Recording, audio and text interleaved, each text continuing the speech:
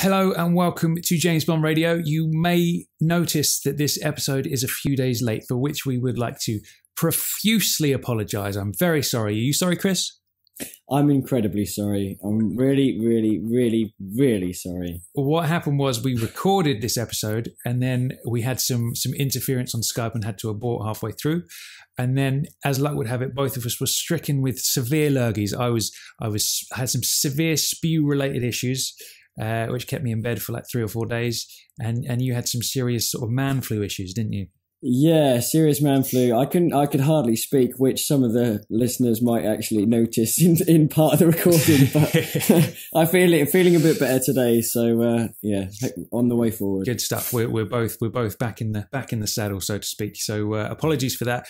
We did put a message out on Twitter and Facebook to let you guys know, but for those of you not on there, we are very sorry. Now, also in the time between when we recorded this episode and our illnesses, we had some rather important Bond 24 news that came out, didn't it? So we're going to talk about that quickly now before we roll the main episode, and then we'll talk about the rest of it throughout the rest of the episode. So what's been going on in the world of Bond 24, Chris? Well, we've just had a really tiny bit of news. It doesn't really mean anything, in all honesty. It's only like, the next Bond villain in Bond 24. That's all we found out. But yeah, no, I mean, there's like a lot of good stuff that's around this. Basically, Christoph Waltz has been announced. He's in Bond 24. Everyone sort of knows him, obviously, in Glorious Bastards. That's a bingo. Yeah, he's great in that. And I actually watched Django recently, just obviously to see him in it again, and he's great in that as well. I don't think there's anyone who doesn't like Christoph Waltz. He is that good an actor, and whatever film he's in, whenever he's in a scene, you just can't wait for those scenes. And it was a bit like Bardem in Skyfall. Every scene that he's in, you're like, oh my god, that's great. Yeah. And I think Christoph Waltz will have exactly a similar effect with Bond 24. Yeah, I mean, we should hasten to add that this isn't officially confirmed Eon news, but it has come from Baz Bam Big Boy, who is the Daily Mail guy. Baz Bam Big Boy, indeed. That's nice. And it's come from him, and he's got like a really solid record of the leaks he's made, as they've all usually come true. So I'm taking that as a pretty good reference.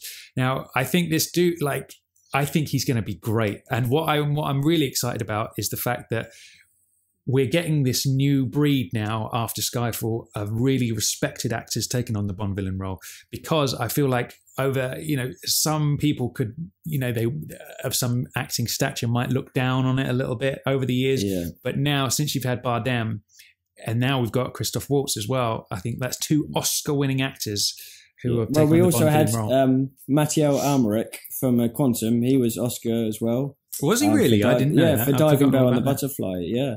So, I'm not going to lie, I haven't seen that film or heard of it. It's good. But there we go. But like, you know what I mean? Like real sort of A-list kind of top level kind of actors that everybody knows. So this kind of bodes well, which leads me to the ultimate question, Chris. Who do you think Christoph is going to play? Well, my heart would jump straight away to say it really do wish it would be a certain character with a name beginning with E. And a surname beginning with B, but, and his middle name beginning with S. But no, I mean, I think as much as I'd love it to happen, I don't think it will be that. Obviously, we're referring to the man with the white cat, Mr. Blofeld. What do you think?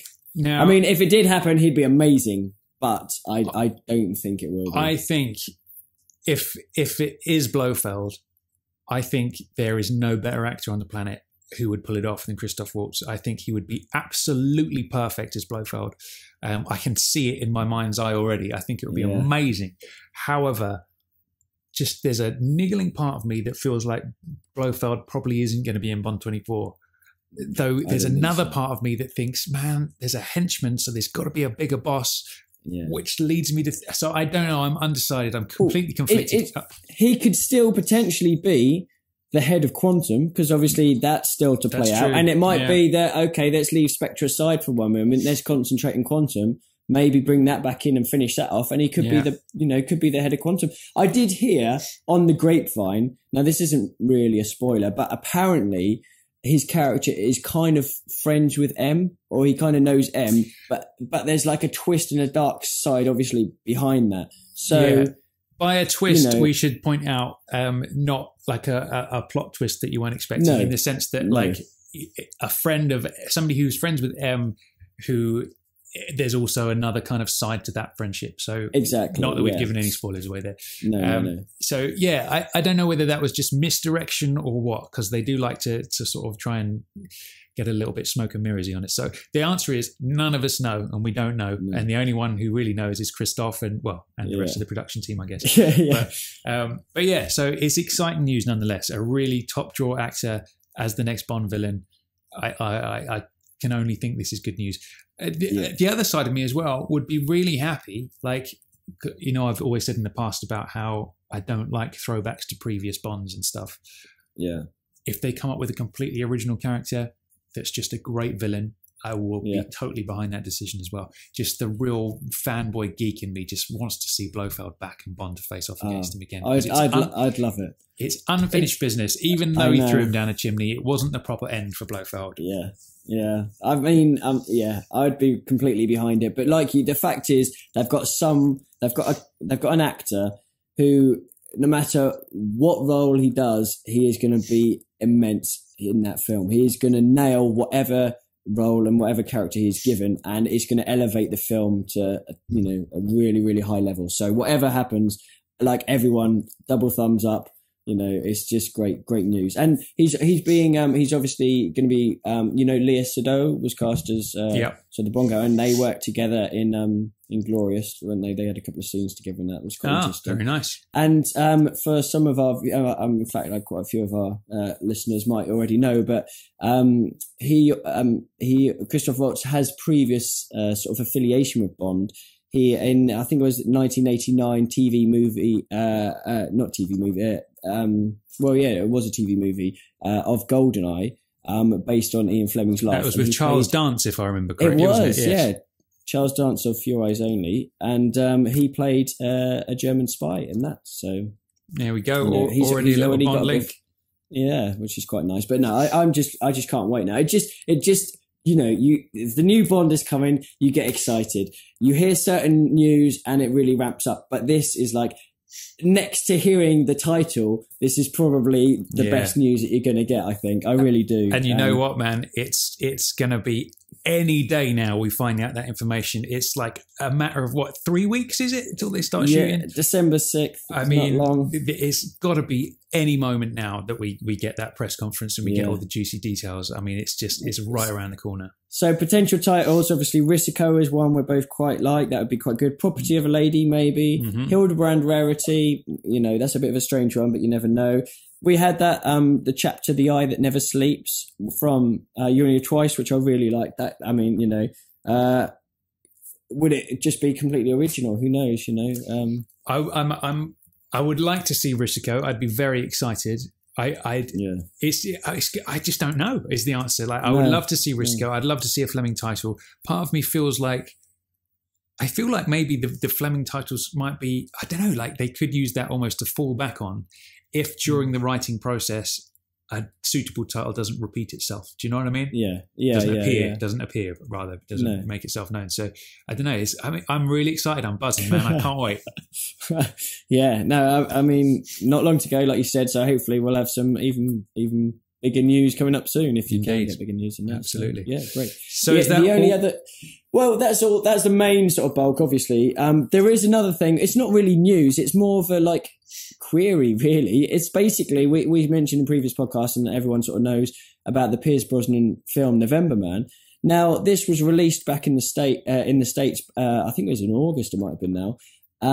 And the supposed release date for the UK was the 7th of November. Now, I've checked on loads of different websites, tried to follow up on this, and they all say the same. They all say the 7th of November, right? In Cardiff, we've got Cineworld, we've got View, we've got Odeon, haven't heard of November Man in any of them. And apparently, some of the JBR listeners have got in touch and said exactly the same thing. No one knows where it's being released.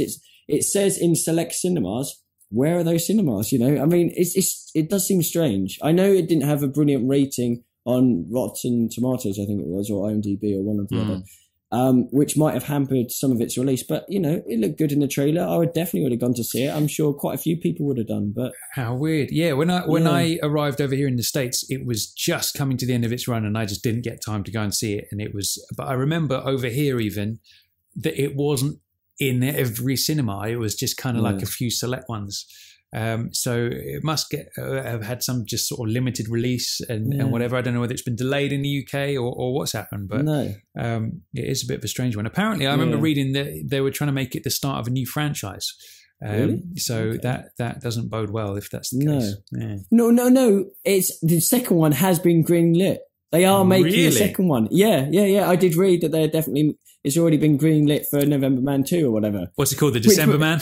Yeah. I like it. Yes. But that beggars the question, when are we going to see the first one in the UK? I don't know. It might go to DVD. It just seems strange for a film of that sort of, Pierce Brosnan, big action film, looks great, obviously a bit of a Bond link, and it's just a bit of a strange one. But there you go.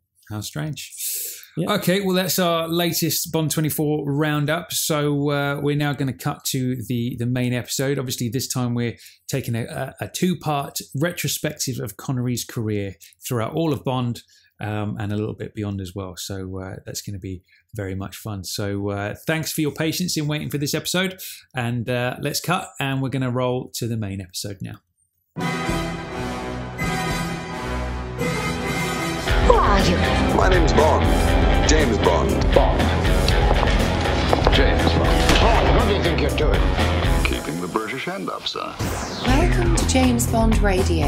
News, reviews, and discussion of all things 007. Pussy. As you can see, I have no problem with female authority. Oh, pipe down, 007. Do you expect me to talk? No, Mr. Bond, I expect you to die. Hello and welcome to James Bond Radio episode number 26. My name's Tom Sears. I'm joined by my good buddy and co-host Chris Wright. Say hello, Chris.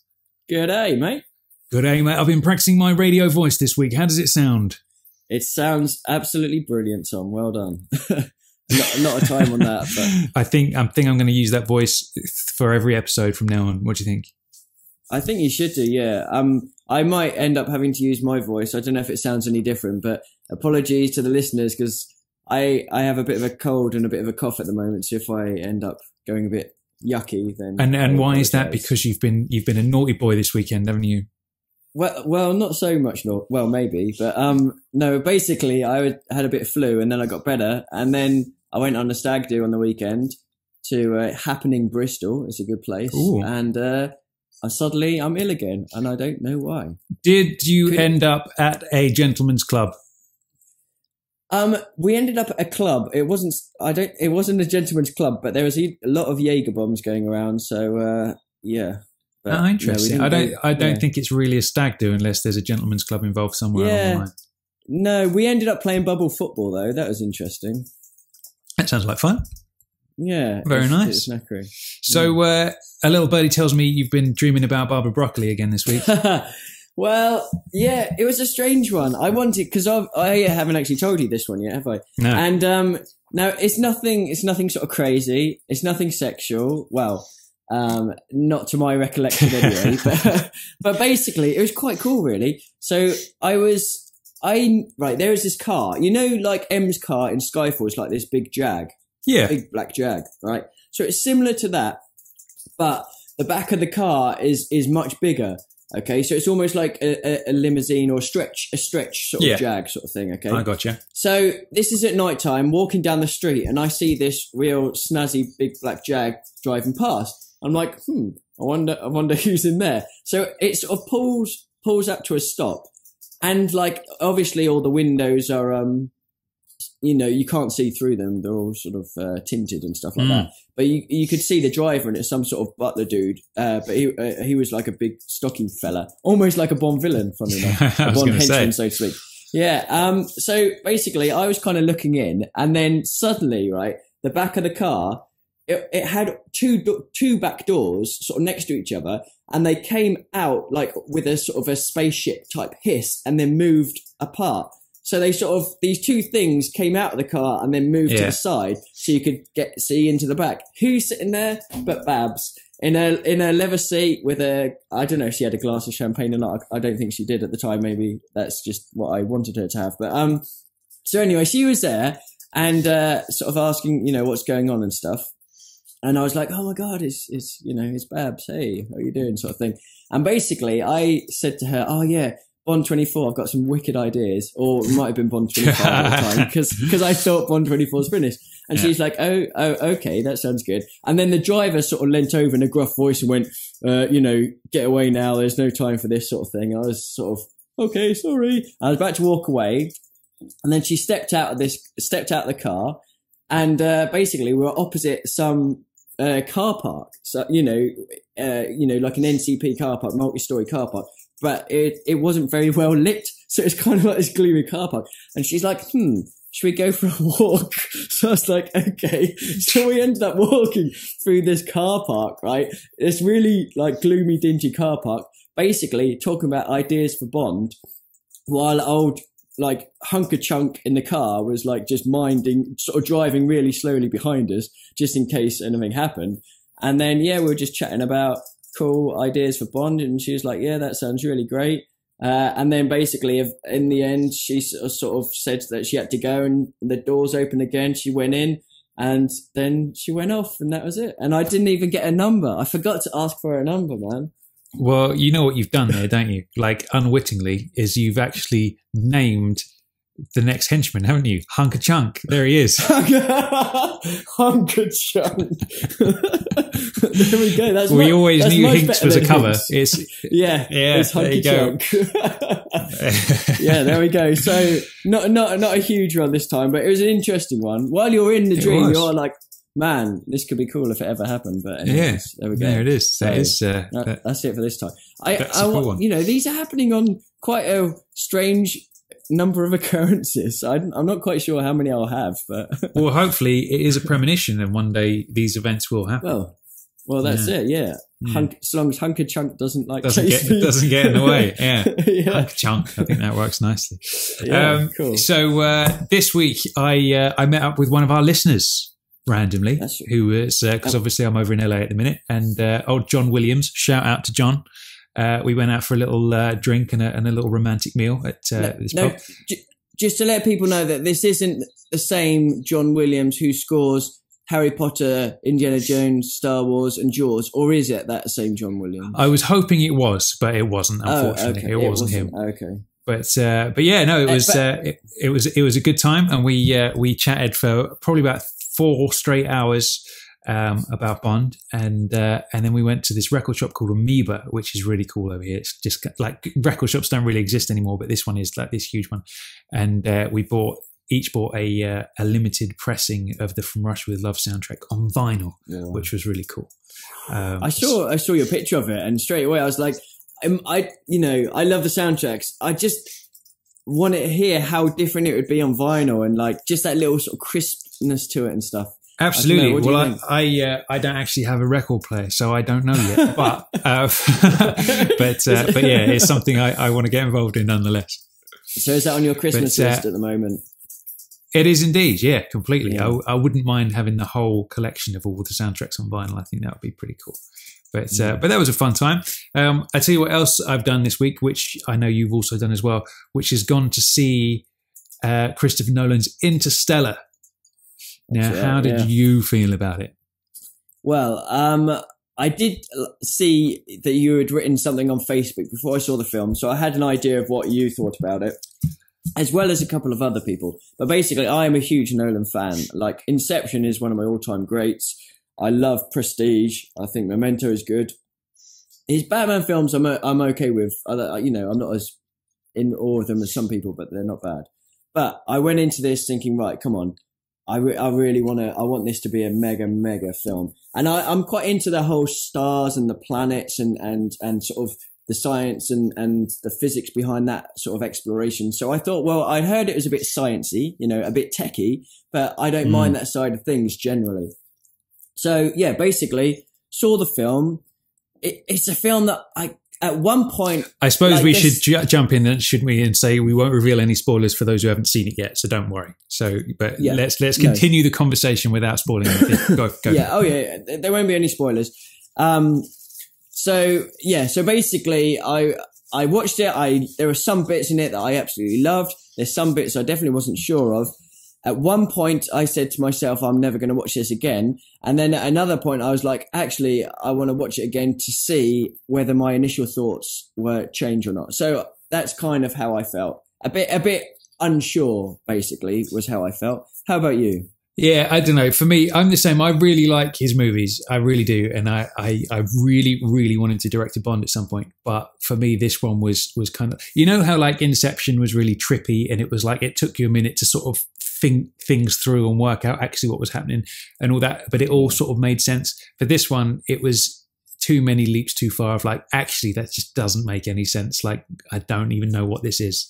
So I was pretty disappointed. The missus fell asleep in the middle of it as well. So that never bodes well. No. But yeah, I don't know. I was a bit disappointed with this one, but hopefully he's getting his less good movies out of the way. So when he comes along for Bond 26, possibly, I think it would.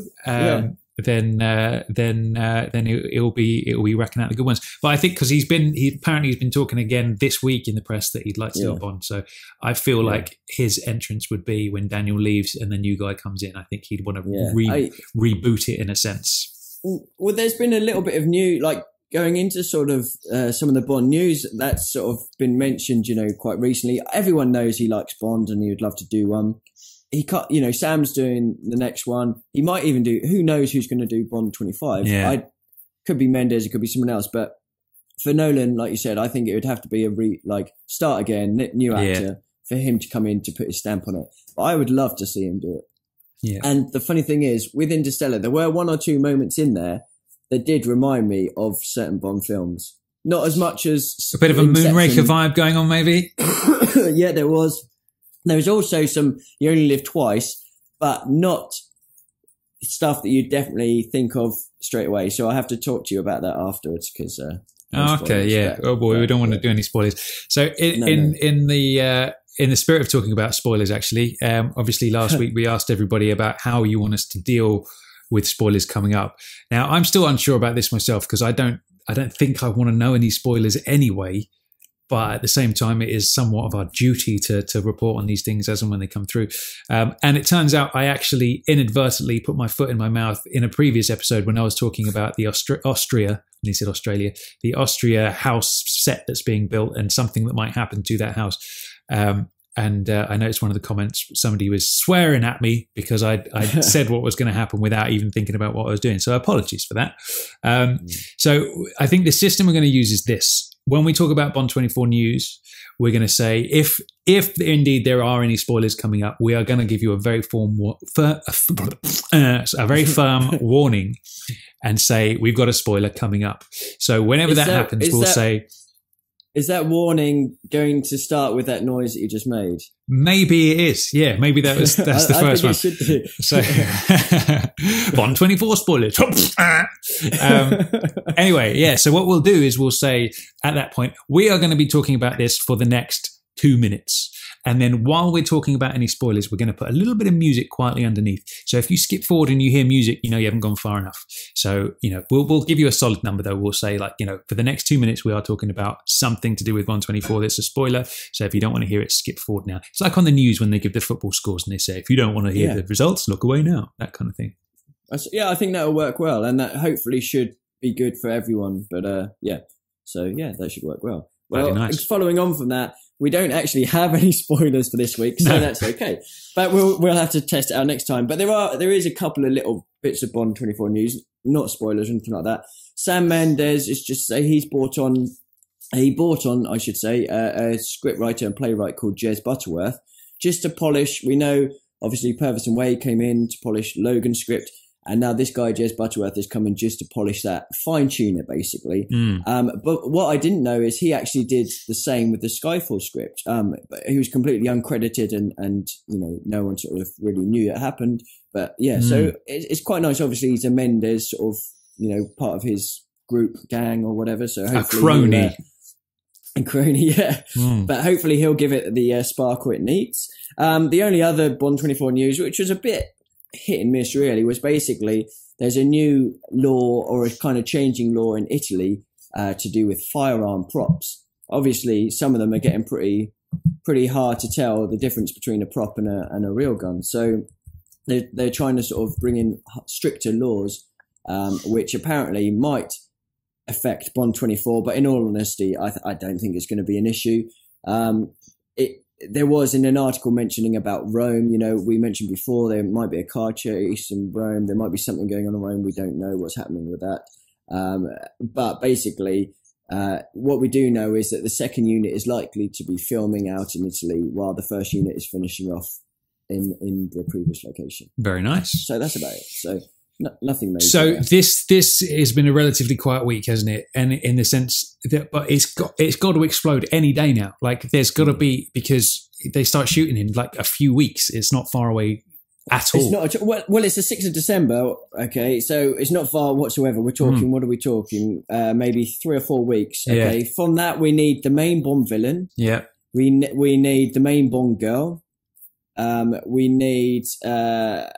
Well, we've got the henchman. We've got kind of a name. We need a movie name. Well, a movie name would be pretty good. Or like obviously, there were a few that some of the older Fleming ones, which we like. Risiko. I really like Risiko. I'd love to see Risiko. Property of a Lady, I'd be equally happy with.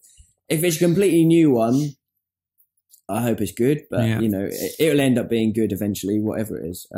So there's a ton of stuff, non-spoilerish, that we need to find out. So exactly, that'd be great. So it's got to happen any day now. Like it's getting too close for us not to have any information. So we'll have the. I remember I was actually over in the States for the Skyfall press conference when they announced the name and all that kind of stuff, and it would have been like.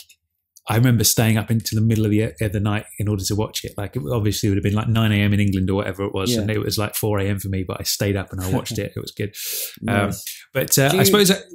sorry, go on. Do you remember how many weeks before they started filming that they released the title? I can't remember now, actually, because I remember with Skyfall, they said during the press conference, we are actually starting shooting today. And like, they literally went and jumped in the car and started filming the bit with Daniel in his Range Rover on his way to MI6. Oh yeah, that's right. Yeah. So, but I think the name, I'm pretty sure the name had been announced by that point. Because I can't remember off the top of my head. But one thing actually about Interstellar is the fact we forgot to mention is that obviously Hoyt van Hoytema, the cinematographer, was behind Interstellar, who's obviously going to be doing 124. So if anything, despite the kind of somewhat chin-rubbing, confusing plot, I feel like the movie looked pretty stunning, didn't it? So that's got to bode well. It looked amazing, without a doubt. Yeah, I mean, visually, it's hugely impressive. Yeah. So, you know, could Bond 24 be going to space? Maybe. So I was going to say maybe, but yeah. Before we press on, make sure you come join us on Facebook. Just put James Bond Radio into the search. Come join us on Twitter, which is @JamesBondRadio. And if you can as well, it's always helpful if you can leave us a nice glowing 5-star review on iTunes, because that helps us rank higher in the search categories and all that kind of stuff, and grow the audience and all that business. And make sure you subscribe as well via iTunes, because then you never miss an episode. Because you've missed a couple, haven't you, Chris? And what didn't work out well for you, did it? Well, I had nightmares for a couple of days. I had to see a psychiatrist for at least a week. I'm just about recovered. I've got the shakes as well. Yeah. And I think I think my sore throat is actually to do with missing the podcast. So. There you go. So that's what happens when you don't listen to James Bond Radio. It's like everything just falls apart. And also come and leave us a message on SpeakPipe if you head on over to jamesbondradio.com. There's a little button on the side that says leave us a voicemail if you want to leave us a listener guess the quote or a trivia question, or just any kind of comment or anything at all you want to say. Come and leave us a message, because they're always fun, and we play a lot of them on the show as well. Now on that theme, we received a listener email which really made me laugh, so I thought I'm going to read it out. This is from Brian Murphy, and obviously our last episode was reviewing Diamonds Are Forever. So here's Brian's email. Hi guys, big fan of the podcast. I'm a newer fan to the series. I've been looking forward to this review of Diamonds Are Forever. In my opinion, I think it is by far the worst Eon James Bond film. Yes, I think it's worse than Die Another Day. I think Diamonds is a terrible Bond movie and just a terrible movie overall. There is nothing I enjoy. The acting, story, the cheap sets, the so-called humour, the henchmen, Blofeld in a dress, all awful. The movie has me screaming for Lazenby to come back. His acting at the time must have been better than what Connery brings to the role this time. I think parts of the movie is homophobic and anti-America. This movie is worthy of being on Mystery Science Theatre. All that being said, I do have an interesting Diamond story. I started a new job last February. I had mentioned to my boss that I was looking for a different apartment. I had watched Diamonds Are Forever for the first time the night before, and my boss asks me, do you know the James Bond movies? And I said I was watching them in order starting last week. And he asks me, have you seen Diamonds Are Forever? Now, I thought this was very weird because, again, I had watched it the night before. I said I'd watched it last night and hated it. Then my boss tells me his previous landlord is Putter Smith, who played Mr. Kidd. Oh, wow. At this point, I would like to take whatever place it was, broom closet, whatever, just so I could write a rent check to Mr. Kidd. So Mr. Kidd is somewhere out there around the Pasadena, California area. I've been told the place is rented out, but I'd like to meet Putter as I have so many questions about this movie. Keep up the great work, guys. There it is. Oh, wow. Isn't that funny? It's like an email of two halves, isn't it? It certainly is. I hate it. I hate it. it. But I do want to speak to Putter about it. Yeah, exactly. But there we go. So I think Diamonds is one of those that polarizes people, doesn't it? In the same way that Honor Majesty's does, I think Diamonds does as well. You know, I think for completely different reasons, but there's a divide amongst fans for both of them. Yeah, I feel like maybe it's the two camps in the sense that you've got the Honor Majesty's lovers who then look at Diamonds and go, it's not what it should have been. And then you've got the people who perhaps don't like Majesties, who then prefer a Diamonds. But it's quite an interesting talking point, I think. Yeah, I thought you were referring to the two camps as Winton Kidd then. There you go. Maybe there was a play on words I could have done, but I was too slow. I wasn't Roger ready. But there we go. Now, also what we've done this week is we've decided we're going to be expanding the James Bond Radio website, which is jamesbondradio.com, if you weren't listening just now. So what we've done is we're starting to build it into more of a blog. So there's going to be articles, there's going to be all sorts of stuff going on over there. And we actually had the first post from listener Simon Woolley, who everyone will remember, the guy with the fabulous speaking voice, who asked us the Fawlty Towers question a couple of weeks back. And he's basically written a blog post for us, and at the moment we're kind of rolling it out slowly, so it's kind of by invite only. We're inviting a few people to write some posts and just seeing how it goes, and then we might roll it out. So if you're interested in writing for the jamesbondradio.com, if you've got some interesting Bond stuff you want to talk about, by all means email us through the website, and if it's a good fit, then maybe we'll get you on the site. But I wanted to just read a little segment of Simon's post because it's really cool, and I think you should head on over and read it after you finish listening to this episode. So basically what Simon did is he did an article about some other James Bond podcasts that he listens to and sort of reviewed them a little bit. But he also started off by taking our 007 quickfire questions that we ask all of our interview guests. So this is the bit where he tells us about his most Bondian moment. I think my one truly Bondian moment has to be this. I'd just finished my final exams at university, and a mate and I had invited our professor to a formal dinner as a thank you. So there we all were, Dickie Bowden cufflink adjusting like crazy, picking lobster thermidor out of our cummerbunds and enjoying a brandy after the meal, sat in massive leather armchairs in the library. Now that sets a scene, doesn't it? Immediately. There had been rumours about this guy, but none of us really thought they were true. However, my mate wanders off to the bog. That's the bathroom if you're not from England.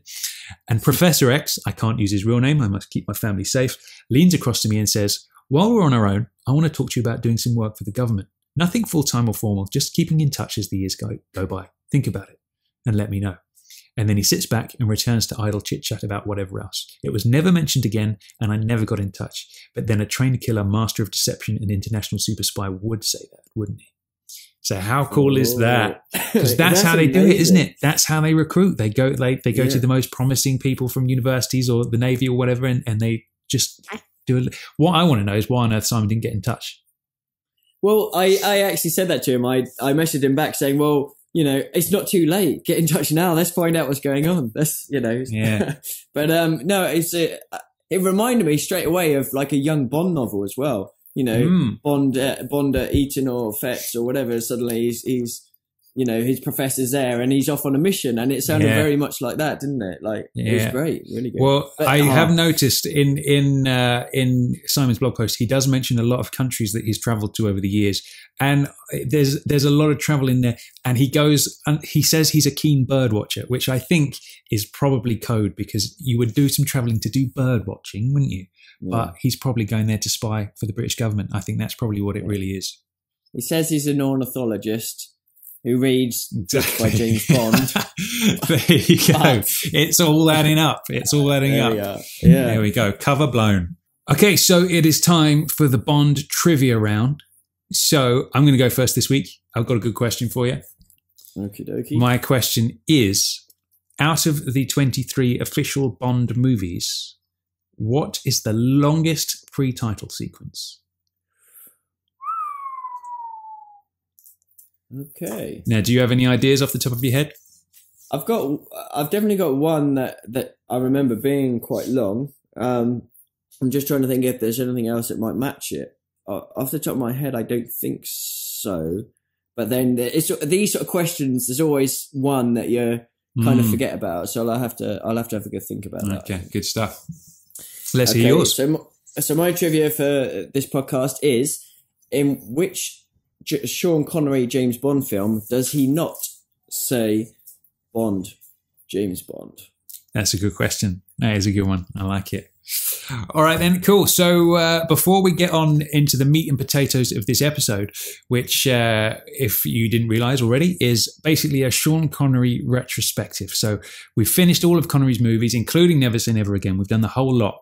So we thought we'd do an episode just kind of like rounding up everything to do with Connery, and putting it into different categories, like, his best action scenes, his best, best James Bond delivery, and all that kind of stuff. So we're not talking about Sean Connery and his big dildo, as a lot of people thought when they saw that picture. Yeah, you put on Facebook. If you know on Facebook, we always put a hint of what the next episode is going to be every Friday in between episodes. And the picture hint from last week was an older Connery holding what can only be described as a giant wooden penis. But when you actually look at it from the other angle, it was actually some carved statue kind of thing. So it was just a hint of, a look at Connery's entire kind of Bondian career, and a little bit before and after as well. So that's what we're going to be talking about with this episode. But before we do, we have a little short interview with Mr. Casper Ingalls, who he attended the From Sweden with Love event back in September, which was just basically a Bond celebration where some of the actors were in attendance. And all that kind of stuff. So we jumped on the phone with him, and he just told us all about what happened and who he met, and he had some really cool stories. So yeah, and again, this is something that we might want to put out in sort of future podcasts. So if any of our other JBR listeners have been to like Bond theme events, and you've got great stories, there's something, you met someone who like suddenly was amazing, or just had a chat to someone, or anything along those lines, feel free to get in touch and we can go from there. Absolutely. So it'll be nice, like, if you're going to a Bond event or something and you want to do a bit of on the spot reporting for James Bond Radio, then, take a microphone along or whatever and get involved. It would be really cool to have some coverage on places where maybe it's a bit too far for us to travel or whatever, or wherever we won't be. So without further ado, this is a little chat we had with Casper Ingels about the From Sweden with Love event. Okay, so this is our first on-the-spot location reporting for James Bond Radio, and this is Casper Ingels from Sweden. So, hi, nice to meet you, Casper. Well, nice to talk to you too, both of you.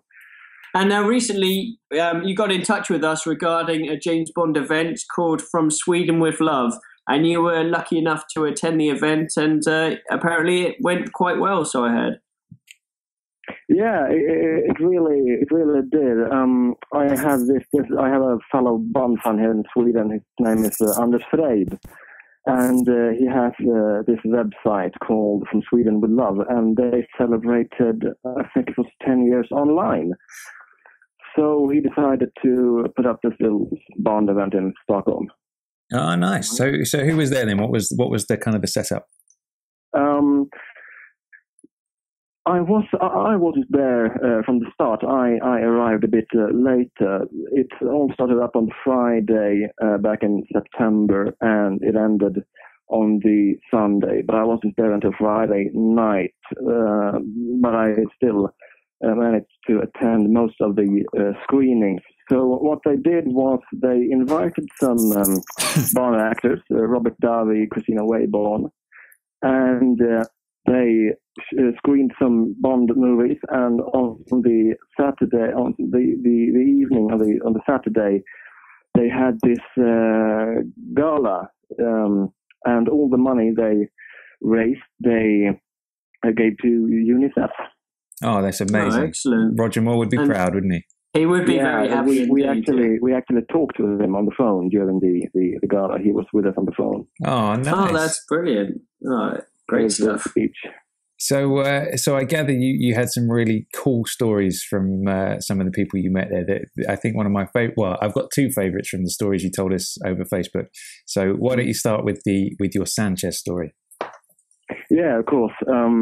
On the second day, they started with the autograph signings, and I brought my copy of The Essential James Bond. It was released back in 2003, I think, and I brought it so I could have it signed by some Bond stars, Bond girls. And the first thing I noticed when I entered the building was a very tall man, and it was Robert Davi. Mm-hmm. I'm tall myself, but he was even taller than I am, so I was a bit surprised, actually. And I was so scared of him when I was a kid. He was so frightening in License to Kill. I didn't want to watch that movie for the scene when he basically blows the guy's head up. So, but I, you just walked around for a while, like just looking at him, taking him in. It's funny. That's exactly what I did when I went to that Pinewood event. I didn't speak to anybody for a while and just wandered around staring at people. Yeah, it's funny. Yeah, it might sound a bit strange, but that's what you do, basically. Yeah. But eventually I walked up to him, and I was shaking because I was so nervous. And he looked at me, and he didn't say hi, but he asked me why I was so scared of him, because he could see in my eyes that I was like really scared of him. Yeah. So he asked me if there was something wrong, but I said no. And then I introduced myself, and I asked him if he could take a picture, and so he did. And then I gave him my book, and I asked him if he could sign it for me. And he sat down with the book, and as he wrote on it, he suddenly looked up, and I was just staring at him. I'd gone pale because I was so scared. I could remember watching License to Kill as a kid, and it all came back to me. I was so scared. And suddenly he stopped writing, and he got up again, and he looked me in the eyes, and he said with a Mexican accent, "Casper, don't be scared. I'm not going to kill you. Not yet." And I freaked out. That's amazing. I was scared before. I was even more scared now. And then for the rest of the evening, he looked at me and he winked at me like 10 times. And I'm still scared of him now. I'm more scared of him now than what I was when I was a kid, because I know that guy is fantastic for real. Yeah, that's amazing. I love that story. That's so funny. I hope he didn't have his machete with him at the time. He did have a plastic lizard. No way. I thought that was pretty awesome. It was an awesome view. Yeah. So that's probably my favorite story, and then my next favorite story is your Kristina Wayborn story. So let's hear some of that. Yeah, since he's also a Swede, I decided to walk up to her simply to talk some Swedish with a Bond star, because it ain't every day you got to do that. So I walked up to her and I introduced myself, and she started to speak English with me, and I answered her in English until I suddenly realized she's Swedish. So then I switched to Swedish, and she got all confused. But as soon as she got that I also was a Swede, we started chatting about everything. You know, it's so weird because Magda is probably my favorite Bond girl, and there I was speaking Swedish with this wonderful woman, and she still looks gorgeous, by the way.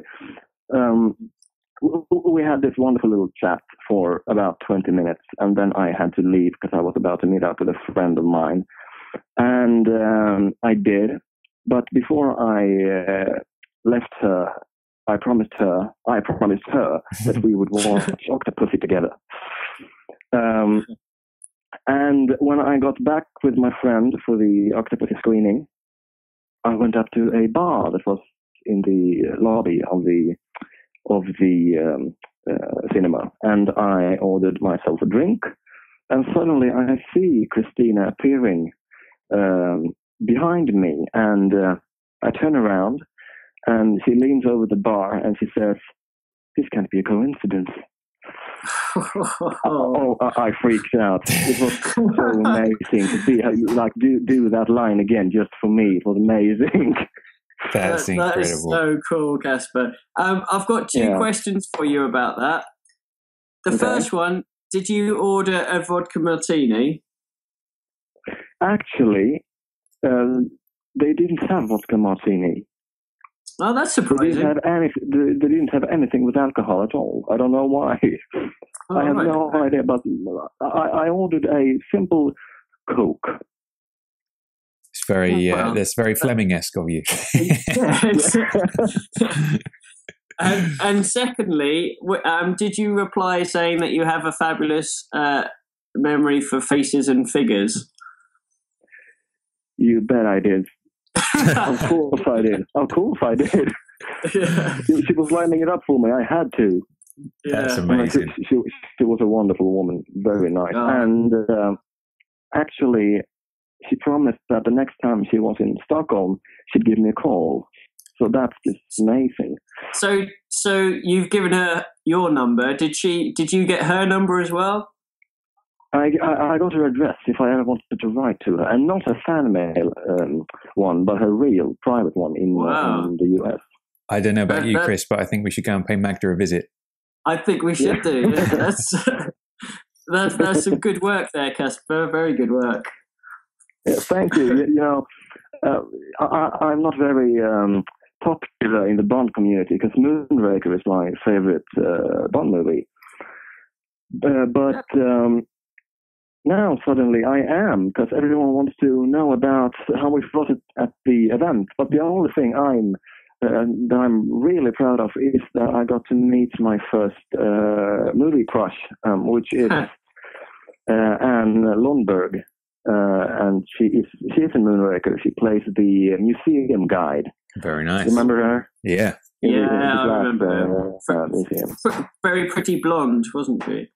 Yeah, exactly. And she is also Swedish, actually. She's from a Swedish family, at least. And she was there, and we got along very nicely, actually. She was so nice to me. And we watched almost every screening together, and it was so awkward in some way to sit next to her as we saw her scenes in Moonraker. And I remember she bent over and she said, "Hey, Casper, that's me." And she appeared on the screen. But she was so nice. And when the weekend was over, she had actually bought me a gift. Oh, wow. Was it a glass-handled sword? Well, no, it was a Swedish edition of Solo, and it was the James Bond perfume, the original black one. Yeah, and it was a copy of James Bond Memoirs by John Pearson, and it was the Fleming series, and a complete guide to James Bond by William Boyd. Dude. She gave you all of these? Yeah, in a bag. That's incredible. Wow, that is amazing. On the last day, and I was just thrilled, and we hugged, and it was actually pretty sad to leave her there. We got along really well, and I definitely hope that I'll get to see her again. Well, I think we can safely say that you're definitely in there. She looks exactly the same today, actually. Wow. Well, we don't need to ask you what the most Bondian thing you've ever done is, because you've charmed your way into the favours of two Bond girls there. So. With Wayborn and Lundberg. That's amazing. So who else was there? I hear John Glen was there and some others as well. Yeah. Oh my God, I can't really remember. John Glen, John Richardson, who's I'm a movie maker. I'm making very kind of big Swedish movies. So I was thrilled to meet him because he's such a role model when I'm making my movies. And who was else there? We had Mary Stavin. She was there from A View to Kill. And we had Carol Ashby from also View to Kill. We have John Moreno, who plays Luigi in Blue Eyes Only. Very nice. Oh, great. And we had Paul Weston. Stunt.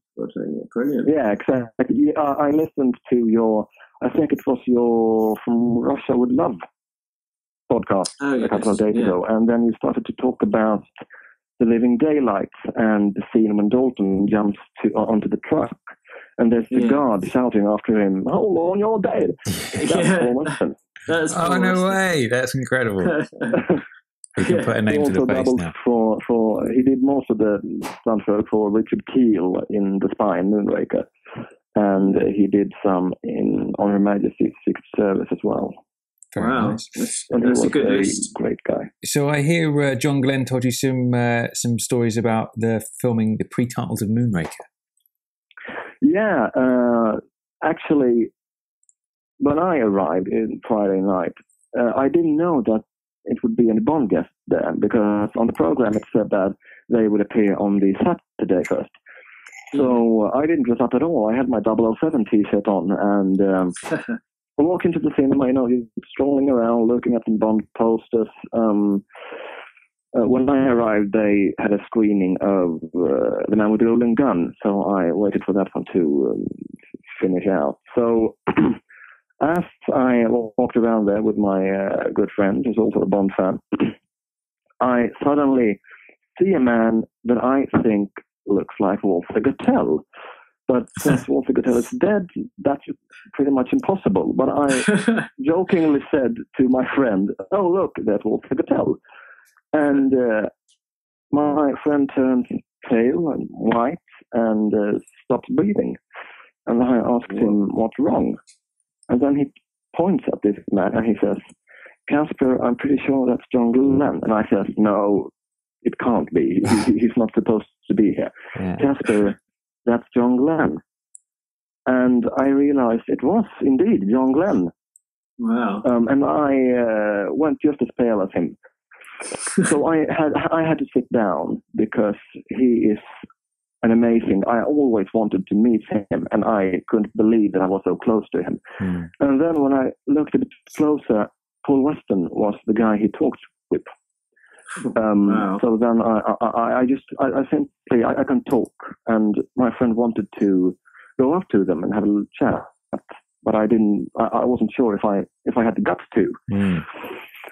But after a minute or two, I actually joined my friend and I walked up to John Glen. And when I was about 3 yards away from him, a very strange thought popped up into my head. How do you interrupt John Glen in a conversation? That's impossible. But he turned aside immediately and introduced himself. And stupidly enough, after he said, "I'm John Glen," I said, "I know." And then he asked me immediately, "What's my favorite Bond film?" And then I said Moonraker, and I wondered why he wanted to know. And he said, "Because I think that your favorite Bond film, it all depends on how old you were when you first saw it." Yeah. That's his theory. And when I said it was Moonraker, he told me that he had edited that one, and of course I knew that. And he started to talk about the pre-title sequence, the parachute jump. Yeah. And actually, he told me that was the first. Also, he had gotten the film minutes after they shot it, so he edited it just along with the shooting. You know, as they were jumping, he was down on the ground editing all together. So that was the first and the last time that he worked as an editor without making a statement before that I will not be editing out in the field, because he told me that it was extremely hard because he didn't have much time since they were jumping all the time, and as soon as they landed, the cameraman gave the camera to him, and they had to take out the film and starting it to cut it together. And he explained some takes had gone wrong, and the parachutes didn't really employ as they should. And he talked about one time he actually got this the guy who doubled for Roger Moore. He actually landed on him on his head. Jeez. Things behind the scenes, things like that. That's what we talked about. That's crazy. It's lovely to hear those kind of behind the scenes stories that you don't tend to hear about from elsewhere, and from the horse's mouth as well, which is pretty cool. Yeah, exactly. I also asked him about the pre-title sequence of Your Eyes Only. If I wanted to hear the director say, that is indeed Blofeld. and actually he confirmed it. It is Blofeld. So I consider myself lucky to have heard the director himself claim it is Blofeld. You could sell that little bit to Bond newspapers and Bond magazines around the world. We have confirmation that it is indeed Blofeld. So I gather you mentioned that John Richardson told you a story about Bernard Lee? Yeah, I was quite shocked actually, because I don't think I haven't heard anything about this in this scale before. But as I talked to him about the Bond films, we started to talk about Ray Fiennes and him as the new M. And then we talked about Judi Dench and Brown and all the M's basically. And of course, everyone knows who's a Bond fan that he was a bit of a drinker, Bernard Lee. But he told me a very sad story, actually, about making The Spy in Moonraker. He was so addicted, I suppose the word, so they actually had to employ 3 guys to hide the liquor from him. Wow. Because he was going around, he arrived drunk every day. So they had to sober him up before they could shoot. That's crazy. And I just think that's kind of sad because, in the movies, he's this very straightforward man who looks like everything is under control. But it was really bad for the last movies he did. And Roger Moore joked quite a bit about it, or at least Richardson told me. He used to hire his booze, and that caused Roger and Bernard to fight a bit, actually. Bernard got very angry at Roger. Wow. And Roger got mad at Bernard. So he wasn't just a heavy drinker. He was more than that. He drank all the time on his last few movies. That's really sad, but I guess that's testament to what a good actor he was, because I'd never noticed that. If you watch any of his films, he never looks like he's drunk, does he? He hides it pretty well. Yeah, exactly. That's exactly what I said. And then Richardson just shook his head, and I don't know, he didn't look like he felt very comfortable talking about it. I suppose it was something that all the crew members had noticed. But I just think it's quite sad because he is indeed my favorite M. And of course I knew he used to drink a lot. They did talk about it in almost every documentary. But I didn't know it was on this level. Yeah. No, that is sad. That is very sad. And ultimately, I guess that kind of led to his downfall, really. Obviously, Moonraker being his last film and everything. I was going to ask him that, how much did he shoot? I did actually get him to say that Bernard had started shooting For Your Eyes Only. Mm. But I didn't want to ask him how much. Since no, of course. Very. That's interesting. I didn't know he'd done that. He'd started. No, even if it had only been a day or two, that's still it's pretty. Yeah, I do. He said that there is some footage somewhere of him saying the very lines that Tanner says in For Your Eyes Only. Yeah. So if anyone ever doing a recut of For Your Eyes Only, there is some unused footage of Bernard Lee as M. But of course, it isn't much at all. It's like 30-second clips or so on. I wonder where that footage is archived at the moment. Yeah, exactly.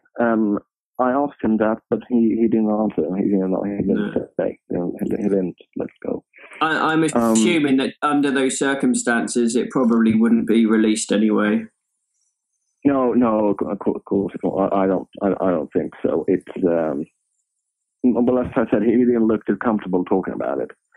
Yeah.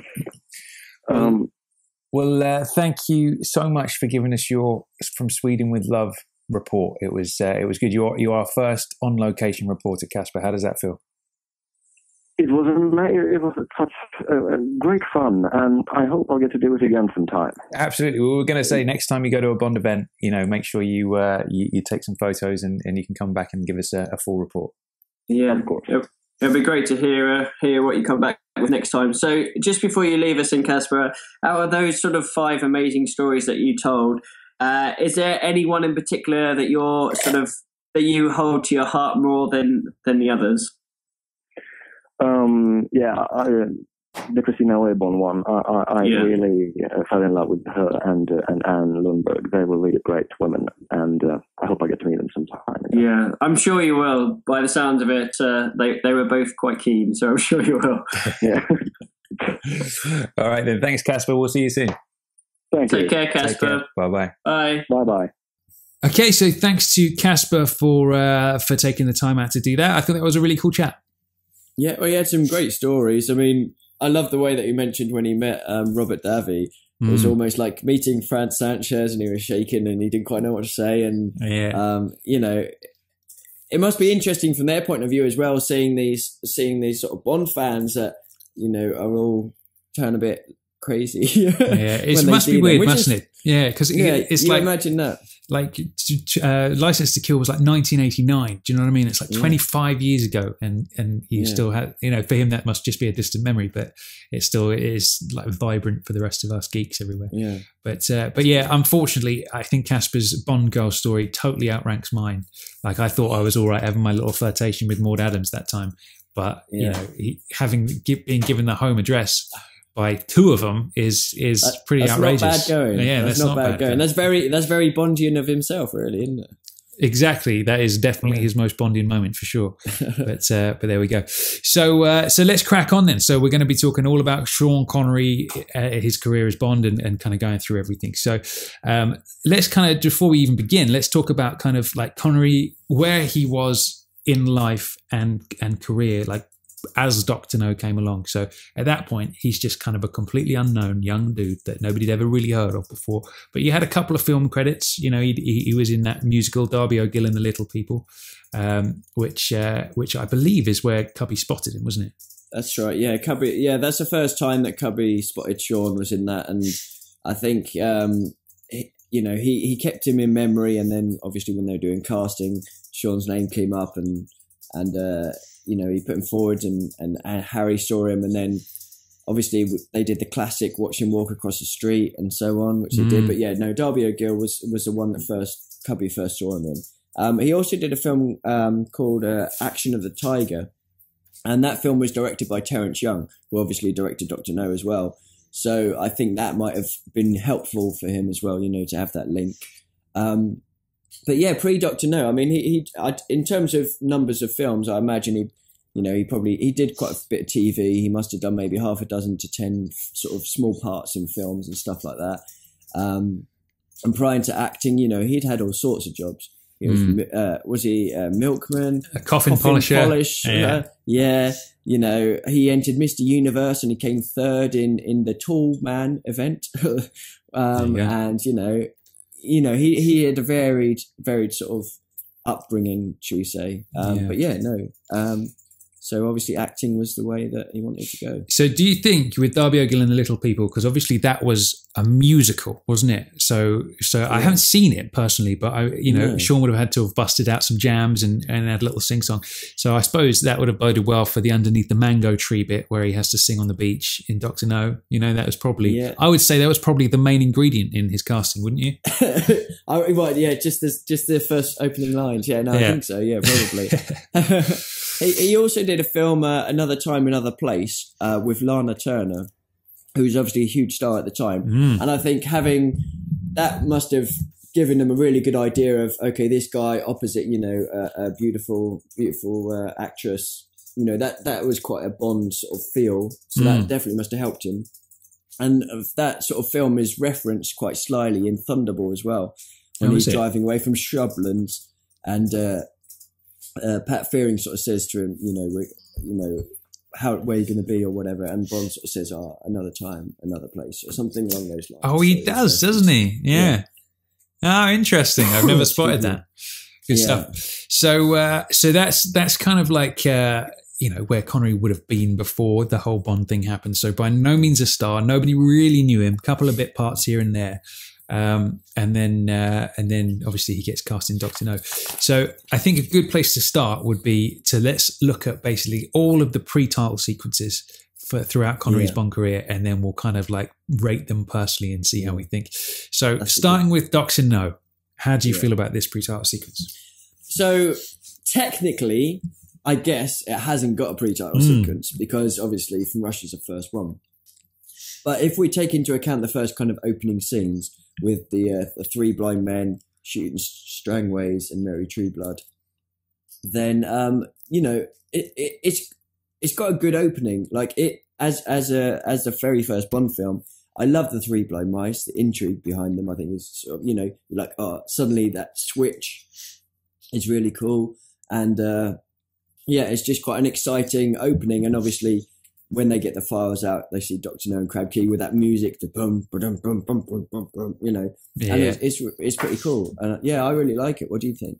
I think it's a great one. Like again, it obviously isn't a pre-title sequence, so to speak, but at the same time, I think had they edited it differently and put that, I think it would have been a great one. Obviously, it wouldn't have featured Bond, but I think it's a great one. Like we said, like the three blind mice hitmen are really cool. Like they're a bit unsung in the henchman world, but I think they're like a strong image that kind of hadn't been done before or since, kind of thing. So I think that would. Can you think of any other pre-titles that haven't featured Bond? Well, technically speaking, From Russia with Love. I like it. That's good. And there's one more that I can think of. That would be Live and Let Die. Yes. Or technically as well, Man with a Golden Gun, because it's just a model of him rather than actually him. But so completely. That's quite interesting. Good stuff. That would have made a good trivia question. That was good. Why did I not keep it for trivia? Cool stuff. So moving on then, From Russia with Love's pre-title sequence. Now for me, this is a funny one because it's kind of like, if you take it in the context of the time in which it was made, it's like Bond is this new hero. Dr. No had been this kind of success, but it was by no means what it is. Even like after From Russia with Love, it was getting bigger, but it wasn't anything like it would become. So you kind of see Bond sneaking around this garden, and he looks like he's perhaps put on a little bit too much makeup that morning. I suppose you could describe it like that. He did look rather glowing under the lights. Completely, rosy cheeked and blushed. But then obviously you see him getting garroted by Red Grant, and it's like, oh my God, James Bond's dead. But obviously it's the beginning of the film, so you kind of know something's up. And then we find out you've got the rather lovely mustachioed man underneath.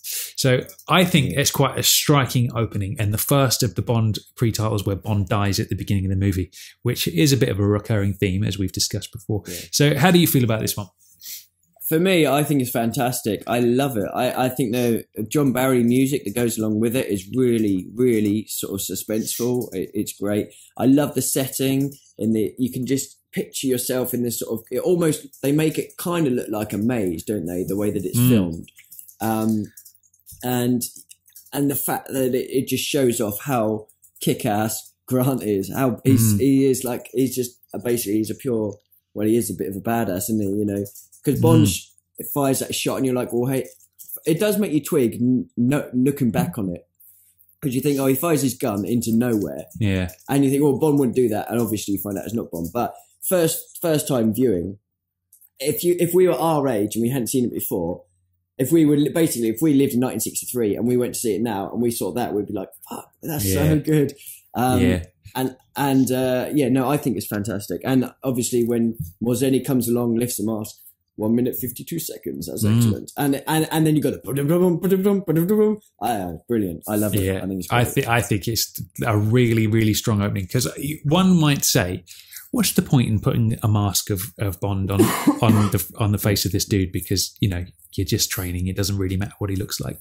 But I feel like it makes a strong statement and sets up the deadliness of Red Grant, because from the outset, you know, there's this badass who's been training purely to kill Bond from the very outset of the movie. All these people are watching him, timing him. He's got down to 1 minute, whatever it was. So you know this dude is primed to be some aggro for Bond. So I think it's a brilliant opener. And it links to Dr. No as well. The fact that they're training this assassin to kill Bond is because he screwed him over in Dr. No. Absolutely, you know? So it links back to that. Spectre wants revenge, and that's brilliant. Yeah. It is great, yeah. So everyone says that there's never been a sequel to a Bond, a direct sequel until Quantum to Casino. But really, I suppose you could call From Russia with Love a sequel to Dr. No, because the whole premise of it is based on what happened in Dr. No. Yeah. Well, there's a bit later on in that film where Constantine says, like, the revenge of killing of their operative Dr. No. So no, definitely, it is a sequel. I'd go along with that completely. Yeah, definitely. Completely. Cool. So I think this next one, this is where it all happens, isn't it? I mean, it just is. Like, you got the pre-titles for Goldfinger. Now, I think if you were going to have to choose one pre-title sequence as possibly the most iconic, I think it would be this one. How do you feel about that statement? I don't think anyone could argue with that too much, because it's got everything. You've got the amazing, like the great little opening where you see the duck in the water, and it's got the humour, and then you see it's Bond. But you've got him having a little fight. He goes in, he sets the explosions. Then one of the coolest moments in the whole series, where he jumps down onto one ledge, onto the other, onto the ground in his dry suit, unzips it, and you're like, that is the coolest thing I've ever seen in my whole life. Yeah, puts the little red carnation in, and I don't think you'll ever get Bond. Well, perhaps Bond in the casino in Dr. No. Aside from that, you'll never see Bond looking better than Sean Connery in his white dinner jacket with the red carnation in the pre-titles of Goldfinger. It is just brilliant. He looks so fucking cool. He does, doesn't he? Yeah. And then obviously he goes in and he got the whole heroin flavoured bananas with Mr. Ramirez and stuff, and another bit where he's just so cool when he knows what's coming and the bomb goes off and, you know, the whole plant sort of blows up and everyone's screaming, I'm running away. And he's just like, you know, swaggering down the stairs. Not even, it's not swaggering. He's just, you know, he's just playing it super cool. Yeah. And then you've got the bevy. He goes back and has his Bond girl, and, you know, she's pretty gorgeous as well. And, you know, she comes out the bath and they about to kiss, and then obviously he sees in her eye, and Kapungo comes and they have a big fight, and we know what happens after that. And you've got a brilliant one-liner. You've just got everything. You've got girls, you've got action, you've got humour, you've got one-liners, you've got great sort of, you know, he looks great. It's just flawless, I think, that pre-title sequence. It is great, isn't it? It's almost like that, for me, is kind of like, it's almost like the climax of a mini movie in itself, isn't it? Do you know what I mean? It's got everything. And just that image of him unzipping his dry suit, there he is in his dinner jacket underneath. I mean, it just does. I would say, in terms of pre-title sequences, the only other one for the general population to say that is like the opening sequence, I would say the only one that possibly would stand up to that is Spy Who Loved Me, purely because of the Union Jack parachute, because that is what people remember about that, isn't it? That is like an iconic moment. So I feel like those two probably stand side by side. For me, Goldfinger wins above all, but I just think in terms of the general belief of casual Bond fans as well, that's probably what they would say. But yeah, I mean, it's just, there is no beating this pre-title sequence. It is just brilliant. But it's so good. Yeah. I tell you what. Oh, go on. I love the score as well. The whole opening thing where he's scoping out the kind of the tower before he sneaks in and lays all the plastic explosive and stuff. I love the way that he does the plastic explosive. When I was really young, that's how I squeeze my toothpaste. That is how I do my toothpaste to this very day because of that. Yeah, completely. It's funny, it wasn't just as a child. To this day, I do that. Yeah. Is it? I probably do as well. But yeah, it's good, isn't it? Yeah. But no, just that that part where he's kind of scoping it out, waits for the guard to walk around the corner, and then he sort of runs along the open ground to kind of get to the little tower. And just as the Bond theme kind of kicks in, brilliant. Love it. It's great. It's got a nice energy to it, that little bit, hasn't it? Yeah, not really nice beat. Yeah, it's bloody brilliant. And then as soon as he's electrocuted the bad guy, shuts the door. Dun, dun. I mean, there is no better opening to a movie as far as I'm concerned. That's it. Do you want to do the line? I'll let you do it this time because I've been doing a lot of lines lately. I tell you what, we have got a section on one-liners later, so we'll do it. We'll save it. We'll save it. Cool, absolutely cool stuff. So Thunderball. Now, this one for me is as much as I love it, I think it's not quite as strong as some of the previous ones. Like we've got our first instance of a villain in drag, which obviously we talked about Blofeld in Dumb as Ever last time. It's been done before, yeah. But I think like the sequence opens up with the JB on the coffin. So again, it's like Bond, the hints of Bond being dead and all that kind of stuff, which crops up so much. And then we see Bond's at the funeral, and then obviously the fight kicks in. Now, for me, like you've got all that sped up footage, haven't you, throughout the fight, which I think for me, I don't mind it in On Her Majesty's. For some reason, I feel like that works, but the sped up footage in Thunderball, it kind of looks a bit odd to me. I don't know how you feel about that. So I think they might be slightly different techniques. Like I think with On Her Majesty's, they actually just removed frames. So it is almost like jump cut. Oh, okay. Whereas with Thunderball, it might actually be sort of sped up, if you know. Oh, okay. Yeah. I think. Maybe I don't know for sure, but I'm sure that there is differences between. I do feel like there's a different feel in it. I don't know whether it's a different technique or what, but like that thing where he slides the chair across the floor and it just seems to go on like goes on forever, like really fast. But it's all right. But I feel it's made up for after that. After the fight with the jetpack. Now, despite the fact that he's got to put his helmet on for safety reasons, I feel like, again, that's another iconic moment, isn't it? It's just like him strapping up the jetpack and flying off. I mean, that's a perfectly iconic Connery moment. What do you think? Yeah, well, for me, actually, I would rate this one probably higher than, by the sounds of what you sort of rate it. I don't mind the sort of spread up footage. I really like the fight. I really like the idea. I know the whole drag thing's a bit strange, but I like the idea that Jacques Bouvard murdered, two of their agents and Bond was after him. Excuse me. And then, I actually did watch the fight quite recently, and I know it's spread up, but they use the furniture, the clock, the chair, the fire poker to finish him off and stuff like that. But I actually really like it. And like you said, the jetpack for me like that is one of the classic, like if you had to put 10 iconic moments in Bond, that would definitely be in the top 10. Definitely would be one of them. Yeah, completely. Yeah. I mean, for me, like I don't think this is a bad opening sequence at all. But in terms of comparing it to the two previous, really, I think it's probably the weakest so far. But I still love it. I think it's great. Yeah. No, I would agree with you on that. And you actually made it a little bit better for me as well, because there was that whole thing where he comes down, takes it off, which obviously the jetpack, the rocket belt will be so boiling hot that it would probably burn a hole in the boot of the Aston. But I didn't mind about that. But, then the water cannons come out, blast these guys over, which is quite good fun. But then I thought it was weird that the Aston looked so dirty, but you sort of put that right by saying, well, when the jetpack comes down, it blows up a load of shit and it lands on the car. So that made it better for me. So yeah, there we go. So no, I think it's definitely a solid pre-title sequence. I'm happy to have been of service there. Yeah, that's right. Cool. So moving on then, we've got You Only Live Twice. How do you feel about this one?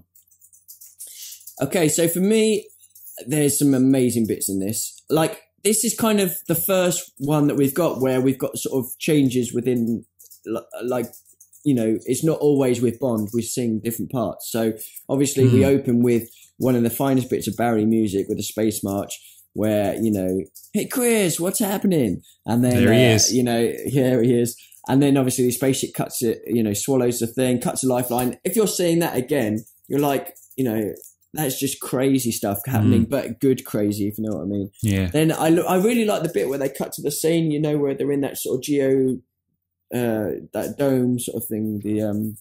Where they've got the, you know, the US, Russia, and the UK, and that's quite nice because it was the UK sort of trying to calm both sides down, saying it's not you, it's okay. We think it's in Japan, and they're like, whatever, you know. And that was quite nice. And then obviously we've got our best man working on it right now. No, or whatever it says. Yeah, no, I think it is that. Our man in Singapore's working on that. Is it? Oh, I can't remember. Anyway, something like that. But and then obviously we've got it's kind of a strange bit, isn't it? Because, you know, Bond's in bed with Ling, the Chinese girl, and there's some nice little one-liners that get busted out here. And then, you know, bed flips up, gunmen come in, gunmen leave. Army turn up or whatever, bed comes down, at least he died on the job. And, you know, and it's good and it's different. And again, straight away, you're like, oh, fuck, what's going on? You know, Bond's dead again, but he keeps on dying. What's wrong with him? But I think there's a lot to take in with this, but on the whole, I really do enjoy it. But because it's quite segmented, I think it's not quite as glued together as say, Goldfinger. Yeah, it's a funny one, isn't it? Out of the first 5 movies, he's figuratively died in 3 of them, which is pretty crazy. And before the credits have even ran on the film, which is quite odd. But yeah, no, I think it's a great one. Like I think that whole sort of sequence with the flip up bed. I always wanted a flip up bed as a kid. As a result of that, you know, I think it's a cool one. It's a chin scratcher of like, oh, what's going on? But obviously, you know, Bond isn't dead because it's the beginning of the film. But I think it's a cool one. And like the first time we really see outer space in Bond. Obviously, there were some space themes in Dr. No, but you know, the actual kind of you spend a fair bit of time in space in this movie, don't you? And they do it well as well, don't they? It's not like, you know, I'd say some of those sort of effects and the way that it looks is really good for 67 sort of thing. It's amazing. Absolutely. And you've also got I Give You Very Best Duck, which is quite nice as well. You like that bit. Cool. And then we've to finish the official Connery Bonds, we've got Diamonds Are Forever. Now this one, what I like about this, and obviously we talked about this last time, what I like about this is the whole thing where you don't see Bond's face throughout the beginning of the pre-title sequence. It's all like his hands, you know, where can I find him and all that kind of stuff, which I think is brilliant. Where they blow it is the actual reveal where he's walking down the stairs to go and strangle the girl with the bra and all that kind of stuff. It's a total anticlimax to that build up.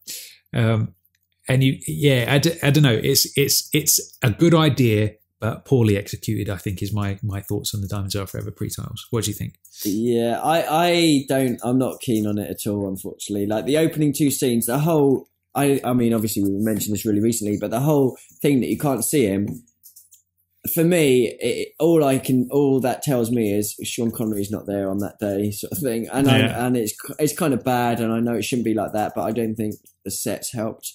I think it's okay, but so far, I don't think it measures up to any of the others for me. Obviously, he meets Blofeld as well. He meets Blofeld in the pre-title, or Blofeld double sort of thing, and that was interesting, wasn't it? And the mud bath and everything. It's different. I'll give it that. It's definitely different. I feel like this one, there's sort of quite a lot crammed into it. He's obviously at the beginning, he's on the trail of Blofeld and he's like, you know, knocking people around to try and find him. Then he finds him. There's the whole mud bath thing.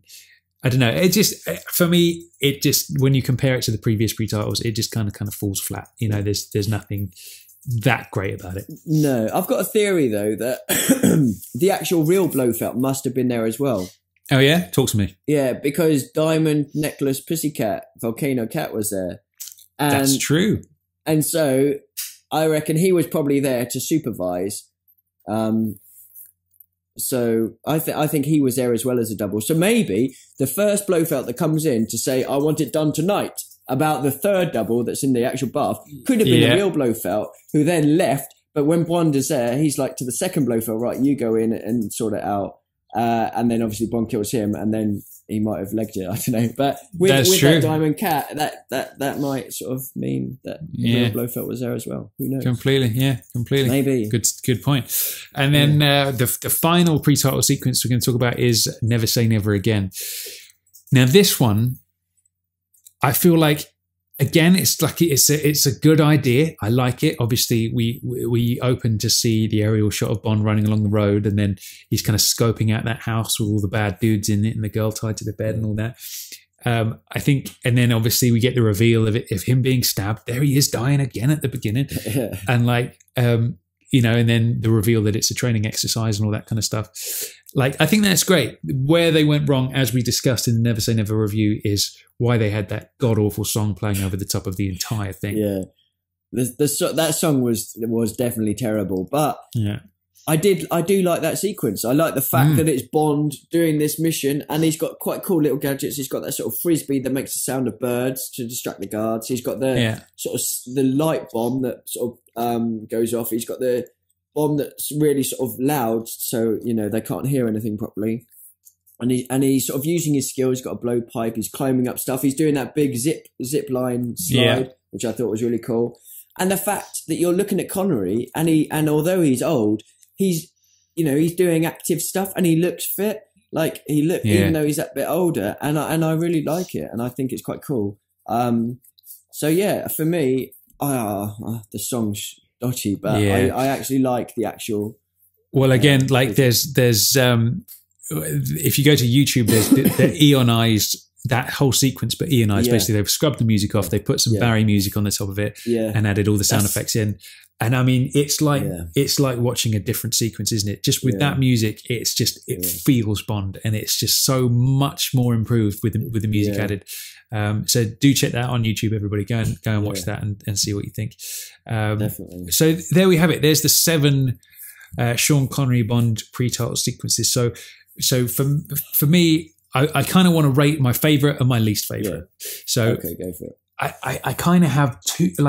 I feel like you just can't beat Goldfinger. Like you just can't beat it. Like it's just so perfect, sets everything up, and it looks great. So I think that's going to be my favorite choice. How about you? We'll go and you go through yours, and then I'll go through mine after. All right, okay. So yeah. Goldfinger would be my favorite without a doubt. My worst would be. I think my worst is going to be Diamonds. I think I even prefer Never Say Never to the Diamonds intro. Yeah. How about you? All right. I'm actually going to rate them all. You're going to, all right, you go for it. Yeah, I'm going to go for it. So I'd agree with you 100% on the first one, Goldfinger. I'll also agree with you 100% on the worst one, which is definitely Diamonds for me. In terms of sort of descending order, so first Goldfinger, I'd actually put From Russia with Love second. I love the stalking scene. I love the setup of Grant. I'd put Thunderball third. I'd put You Only Live Twice fourth. I'd put Never Say Never fifth. I'd put Dr. No sixth. And I'd put Diamond seventh. Do you know what? I looking that through, I think I'm more or less in agreement with all of those, actually. Yeah. Yeah. That's pretty good. Completely. Cool. It'd be interesting to see what other people think as well if they want to. Yeah. Well, let's make sure you come to the website and leave your thoughts below in the comment system. Like if you go to jamesbondradio.com, come to this post and then of this episode, and then leave us your thoughts and your ratings and rankings of each bit underneath, because it'll be interesting to get some chit chat going on that. So our next section is going to be Connery's delivery of the immortal line, Bond, James Bond, right?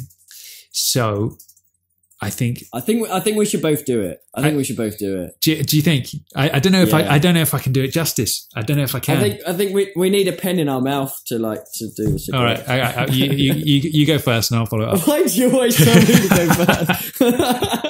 I got away with that with the. I know you did. I know you did. This is why I think you should go first. But you're actually good at them, though. So all right, I'll go first. Then I'll get my pen in my mouth. Okay, go for it. So you give me the Sylvia Trench line, and then I'll do it. Mr. Bond. James Bond. I can't do it with this in my mouth. It makes it so much harder. No, all right, we'll forget about the pen in the mouth. No, you've got to do it. Go on. Oh, no, come on. All right. Wait a minute. Okay. Okay, go for it. Mr. Bond. James Bond. No, it's good. Yeah, that's only because I've got a sore throat. Nicely done. Yeah, for me, like that, there's no beating it. He nailed it the first time. He never, it's impossible to improve upon. It's absolutely perfect. Everything down to just the setting, to how he looks, to his facial expression, the fact that he's got a cigarette on the go.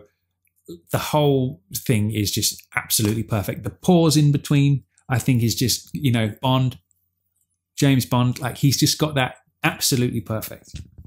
Yeah. I think, for me, this is extremely strong in the running to be the best moment in the Bond series, or the most iconic moment in the Bond series.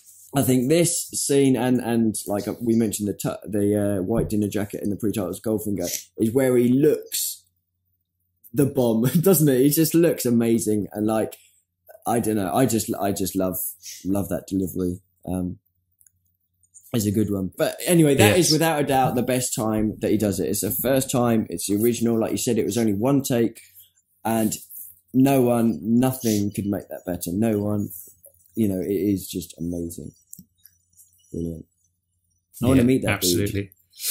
So then the next time he says it is Goldfinger. Now, for me, this is another great one. Like it's obviously to Jill Masterson, up on the balcony, and you've got the Bond theme kicking in as he says it.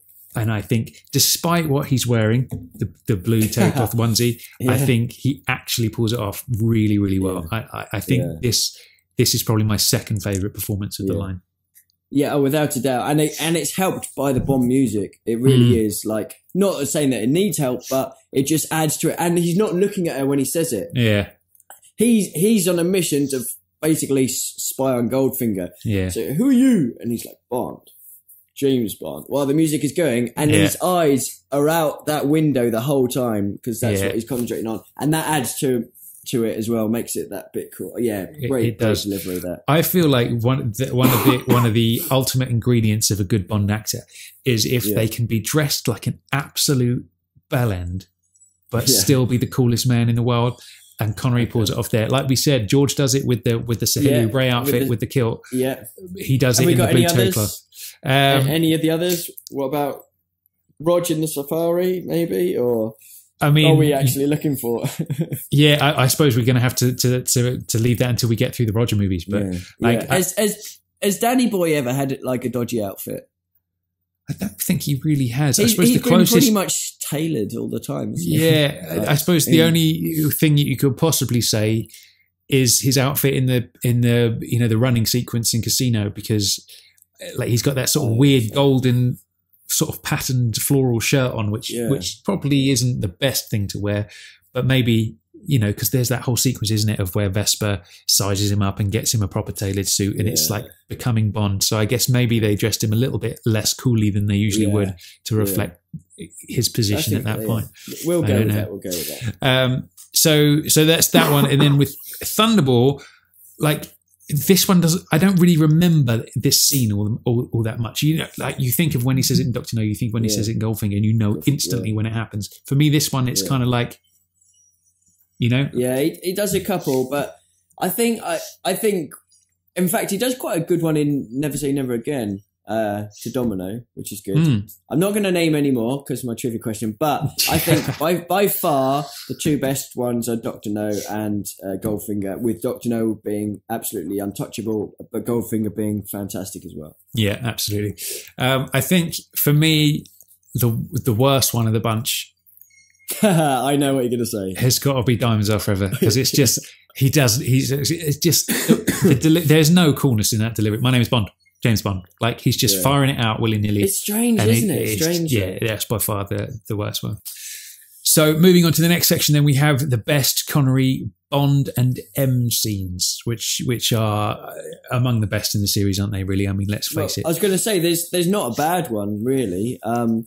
Bernard Lee and Sean Connery, the chemistry between them is brilliant throughout all of Connery's films, and it just works so well. Obviously there's a change for Never Say Never, but there's a lot of good stuff to be sort of watched in these films. Completely. I think for me, like, I'm so excited to see more of Ralph Fiennes as M as we move forward. I think he's a perfect choice. But part of me wishes he was just that little bit older, because he's not that much older than Danny Boy. The thing about Bernard Lee is he's like a proper old school person. Do you know what I mean? And I just wish he was a bit older. But obviously it remains to be seen. I think he is a great choice, and I can't wait to see more. So let's begin at the beginning, which is the best place to start, with the Dr. No M scene. How do you feel about this? So I think for me, it's brilliant. It sets the standard for sort of future Bond M scenes. There's so much going on, like nuances in that scene, which to a first time viewer they might not sort of get. But the whole thing with Bond, with his Beretta, trying to keep it. M being super sharp and knowing that he's trying to sort of steal it and telling him to come back, and you've got M sort of almost having a go at Bond for sort of staying out until 3 a.m. sort of thing, but he comes across as a fatherly figure in a not a parental way as overbearing, but you know what I mean. He's got concern for his agent. You get across the fact he's a smoker, he's a Navy man. You get the Office, the brilliant Office. Just that whole setup is fantastic. I love it. I absolutely adore it. What do you think of the Dr. No one? I think it's brilliant because it sets up everything in one go. It shows you that Bond's a bit of a cheeky one, because he tries to sneak the gun out. And I love the fact that it sets up their relationship between the two of them, because like Bernard Lee, like you say, he's not like you remember when we reviewed the Fleming TV series, and you had Fleming going into Sir John Godfrey, who is, the equivalent of what M would have been. Yes. And he's such a weak sort of pushover, and whatever Fleming said, he would just sort of go along with, which just didn't work. He was just a bit of a wet blanket. Whereas M tells him off, like he tries to sneak the Beretta out, and he's not having any of it, and Bond's like, I don't want this new gun. Well, you're having it because you spent 6 months in hospital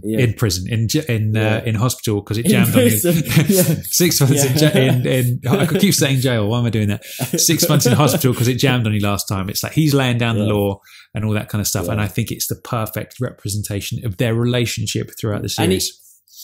He's just that little step ahead of Bond as well, which obviously you need if he's the head of the Secret Service. So that's great. There's one thing which it doesn't bother me at all, but it's there, which is Bernard Lee's when he says, "I'm the head of MI7." He does. And he calls it MI7 instead of MI6. Yeah. And it's strange because there are certain moments where, I bet he would have said MI6 probably in about 50 other takes, but the one they use is MI7. But yeah, I mean, it doesn't bother him. It's not a big thing, is it? It's just interesting that he do you know what? I don't know what MI7 is. I'm going to just quickly jump on Google and I'm going to see. It used to be an actual organisation, but it's not in use anymore. So it was back in. So it was because MI5 deals with issues on British soil. MI6 is obviously issues abroad. So MI7, MI7, the British Military Intelligence Section 7, now defunct, was a part was a department of the British Directorate of Military Intelligence. Part of the War Office, MI7 was set up to work in fields of propaganda and censorship. There we go. So, yeah, that doesn't sound like Bond's job description to me. So, Bernard had obviously had one too many brandies on that day. And I think he might have. And he got a little bit confused. But it's odd that they didn't redub that or anything, isn't it? Yeah. Yeah. Strange. It is a bit strange. But a great scene. Fantastic scene. But with that aside, what a great scene. Love it. Good one. Yeah. The scene in From Russia with Love. Now, there's several moments in this one for me, which I really like. Like, for me, like, I suppose it begs an interesting question, because you've got that bit where M's listening in to Bond on the boat with Tanya, and they're talking about Lecter. Oh, that's so and he good. says, there was this one time with M and I in Tokyo, which does beg the question, right? Do you think M in his youth was more of a Bondian type character, or do you think he was always the steely disciplinarian? What do you think? That's an interesting point. I think during his work hours and during his job, I can imagine he was, by the book completely. Like he would have been super presentable, would have just done everything straight. Commander in Chief would have thought was the perfect candidate, but in the after hours, he let himself loose. You think? You know what I mean? Okay, interesting. Potentially. Because I feel like when you think about it, he readily admits that Bond is his best man. So if you think about it in terms of what that would mean, if you take someone like Q, who doesn't like Bond's methods, and he's always complaining about it, whereas if M was that by the book, I think he would view Bond as more of a tearaway rather than his best man. So I feel like M is the sort of person that knows you've got to bend those rules a little bit. You know what I mean? Yeah. So maybe I can't see M being that much of a ladies' man. Like, no. Or do you think him and Moneypenny have got something a little bit going on? What do you think? Him and Moneypenny? Yeah. Wow. Probably not. But but you never know. You never know. No. Well, there we go. So talk to me about the From Russia with Love and M stuff for you now. Yeah, so I'm just trying to think what was the main From Russia with Love one. I think that was the one where he's basically showing him the photo of Tanya, isn't he? And saying, that's it. I think that's the one where, in fact, that is the one where Bond opens the door and he flings his hat and he's like, for my next miracle, and then he looks and like M's with Moneypenny in Moneypenny's office. He's like, shit. Yeah. I think that's from Russia anyway, but no, I think it is. And then obviously they go through. Yes, no, it's definitely from Russia because Q's standing there, isn't he? Yeah. So you got a nice little bit of humour initially. Obviously, goes in.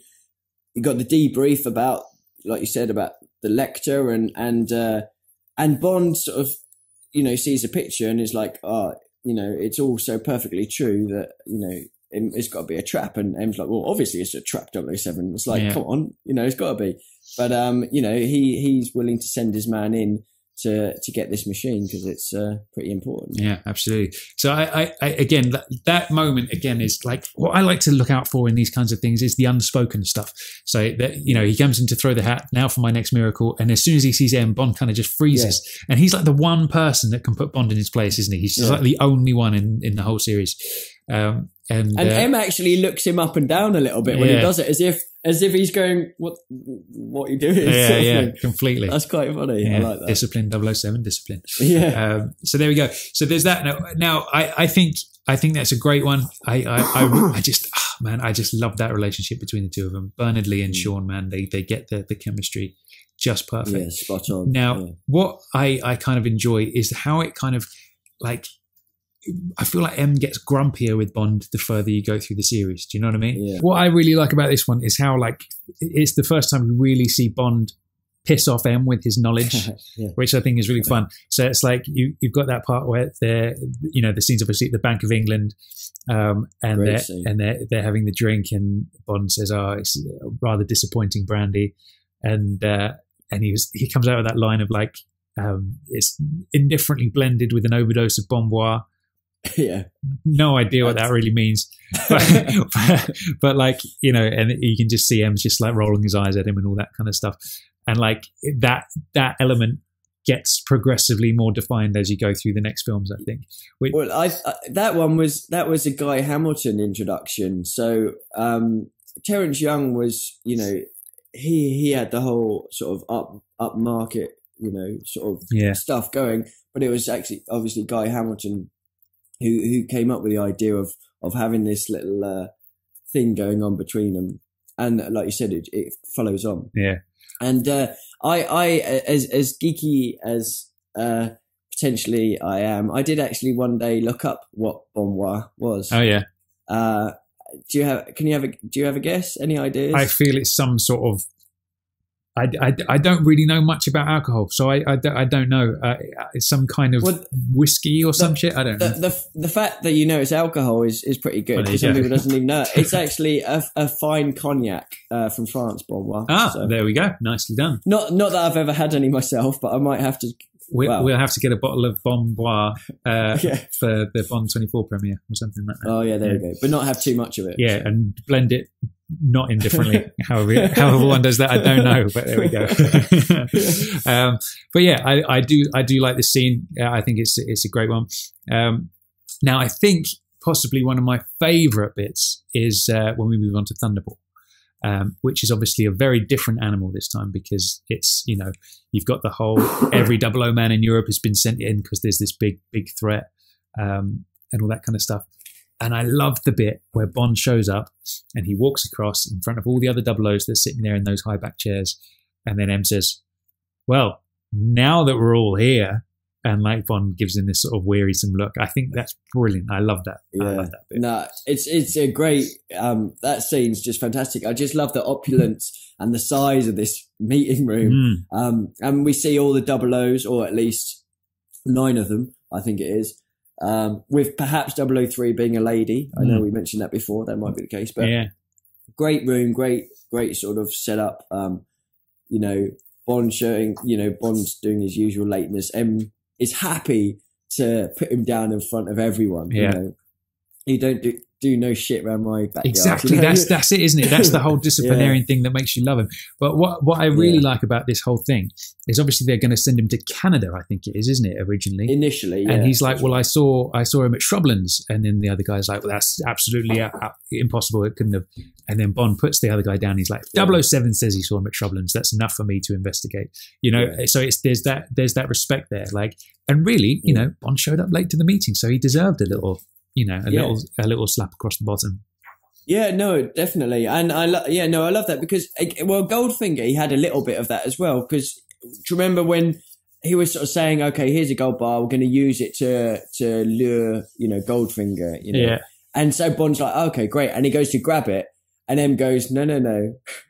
Yeah. You'll pick that up from Q Branch in the morning. So he gets his own back. And similarly, like in Thunderball, he puts him down.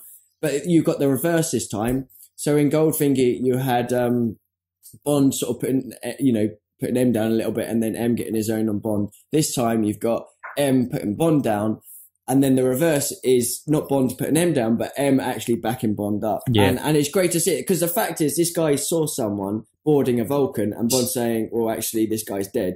And the guy's like, well, no, how can he? And M's like, just listen. Yeah. and that's brilliant. That's fantastic. Yeah, I think that's great. I think that is the crux of that relationship, isn't it? It's like somebody who's the one person that can put Bond in his place, but at the same time, there's a mutual respect there, I think, which is really nice.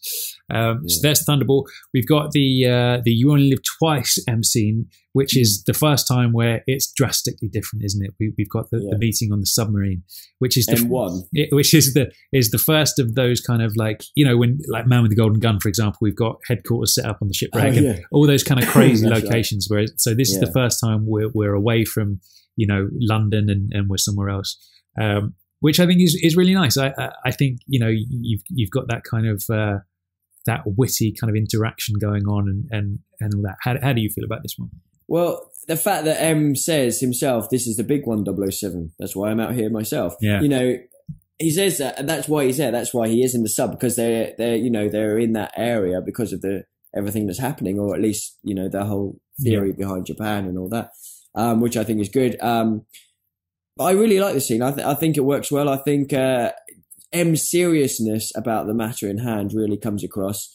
But I love as well, he's got like, no matter, even though he's in his sub, he's still got his model ships and his pictures and his desk and his chair.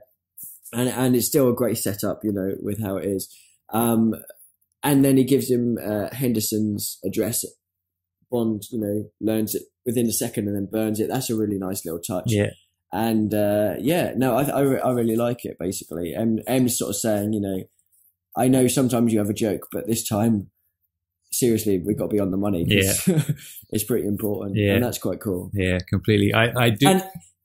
And we get to see him in his Admiral uniform. I was just going to say that. Absolutely, he's in his naval whites, which I think is a really nice touch. Because the truth is, we don't really know that much about M's backstory, do we? You've got, obviously, he was an admiral in the Navy and all that kind of stuff, and the role he plays with Bond. But it's really nice to see that on the screen. He's got his hat on and all the rest of it. I think that's a brilliant touch. I always like to see Bond in his naval outfit as well for some reason. Yeah, but there we go.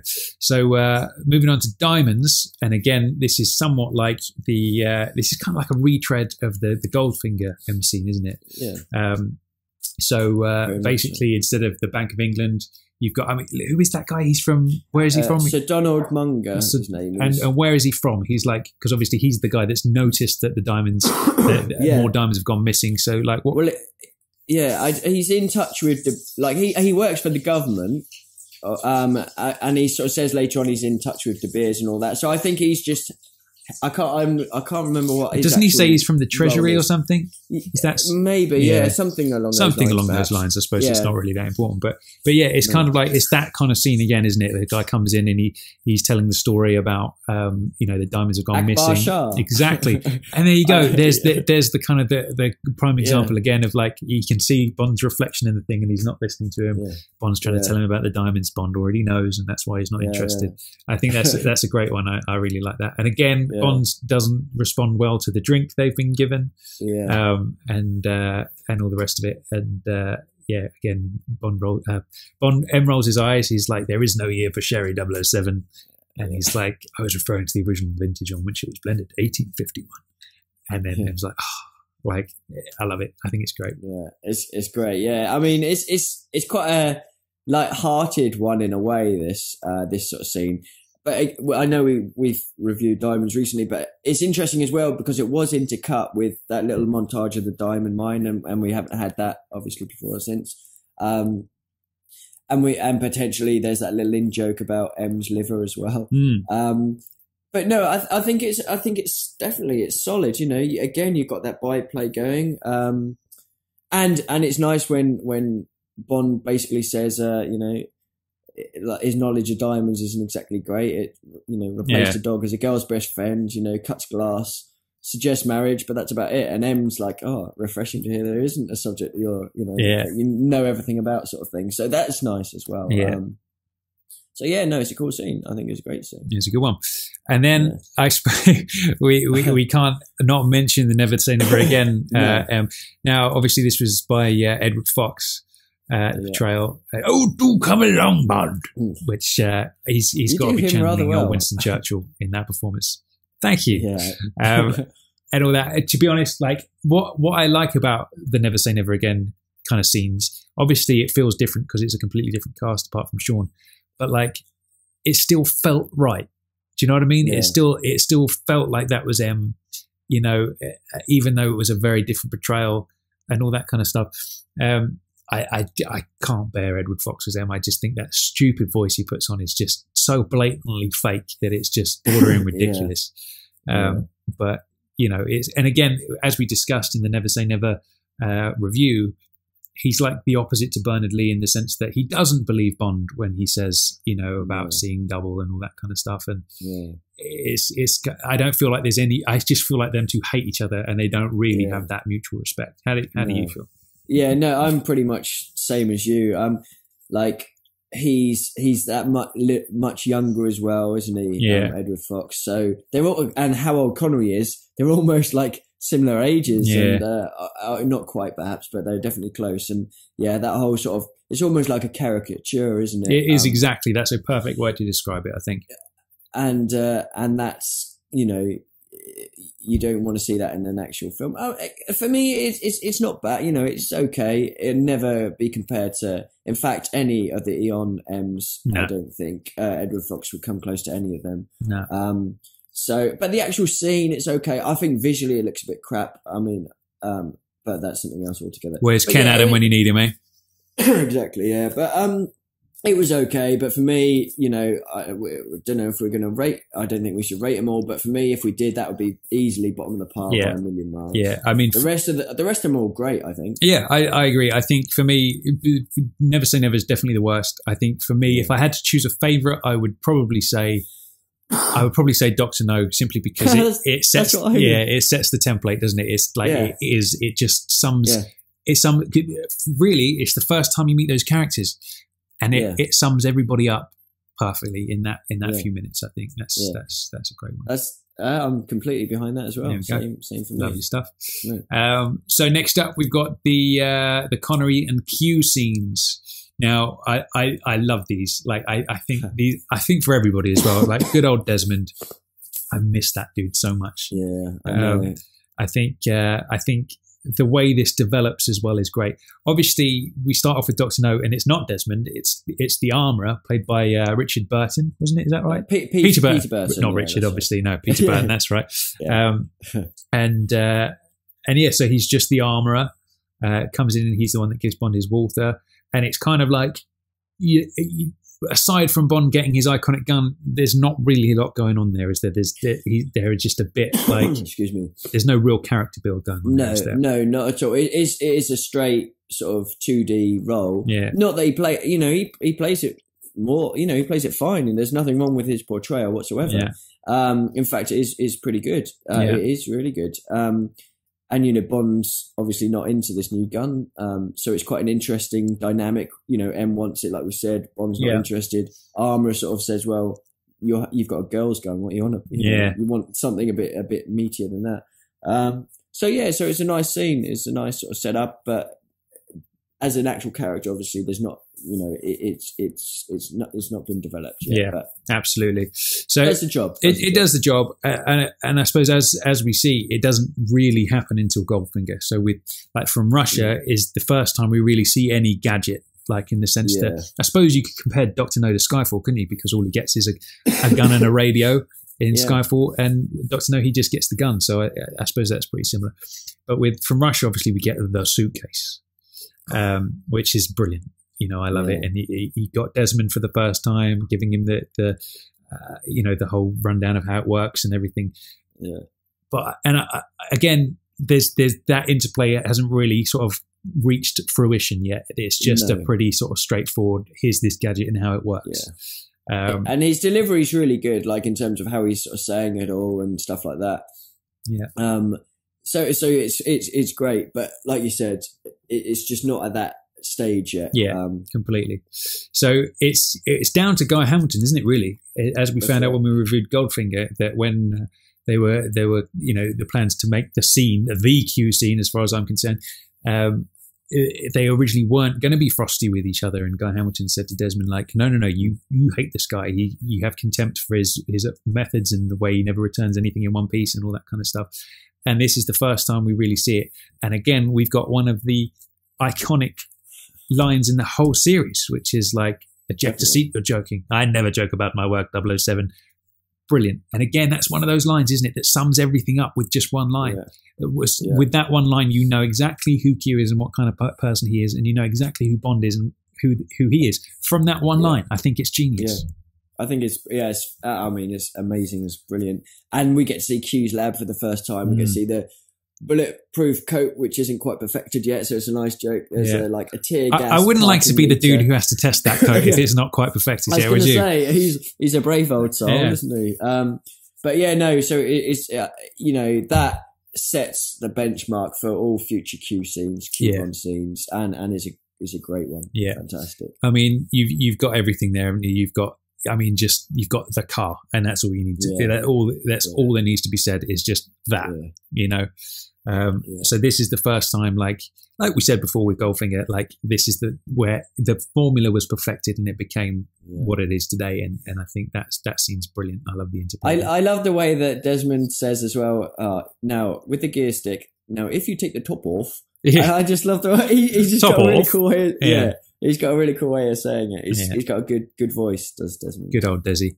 And then the next film, obviously Thunderball, which is Bond, Q out on location, which I love. I love this scene.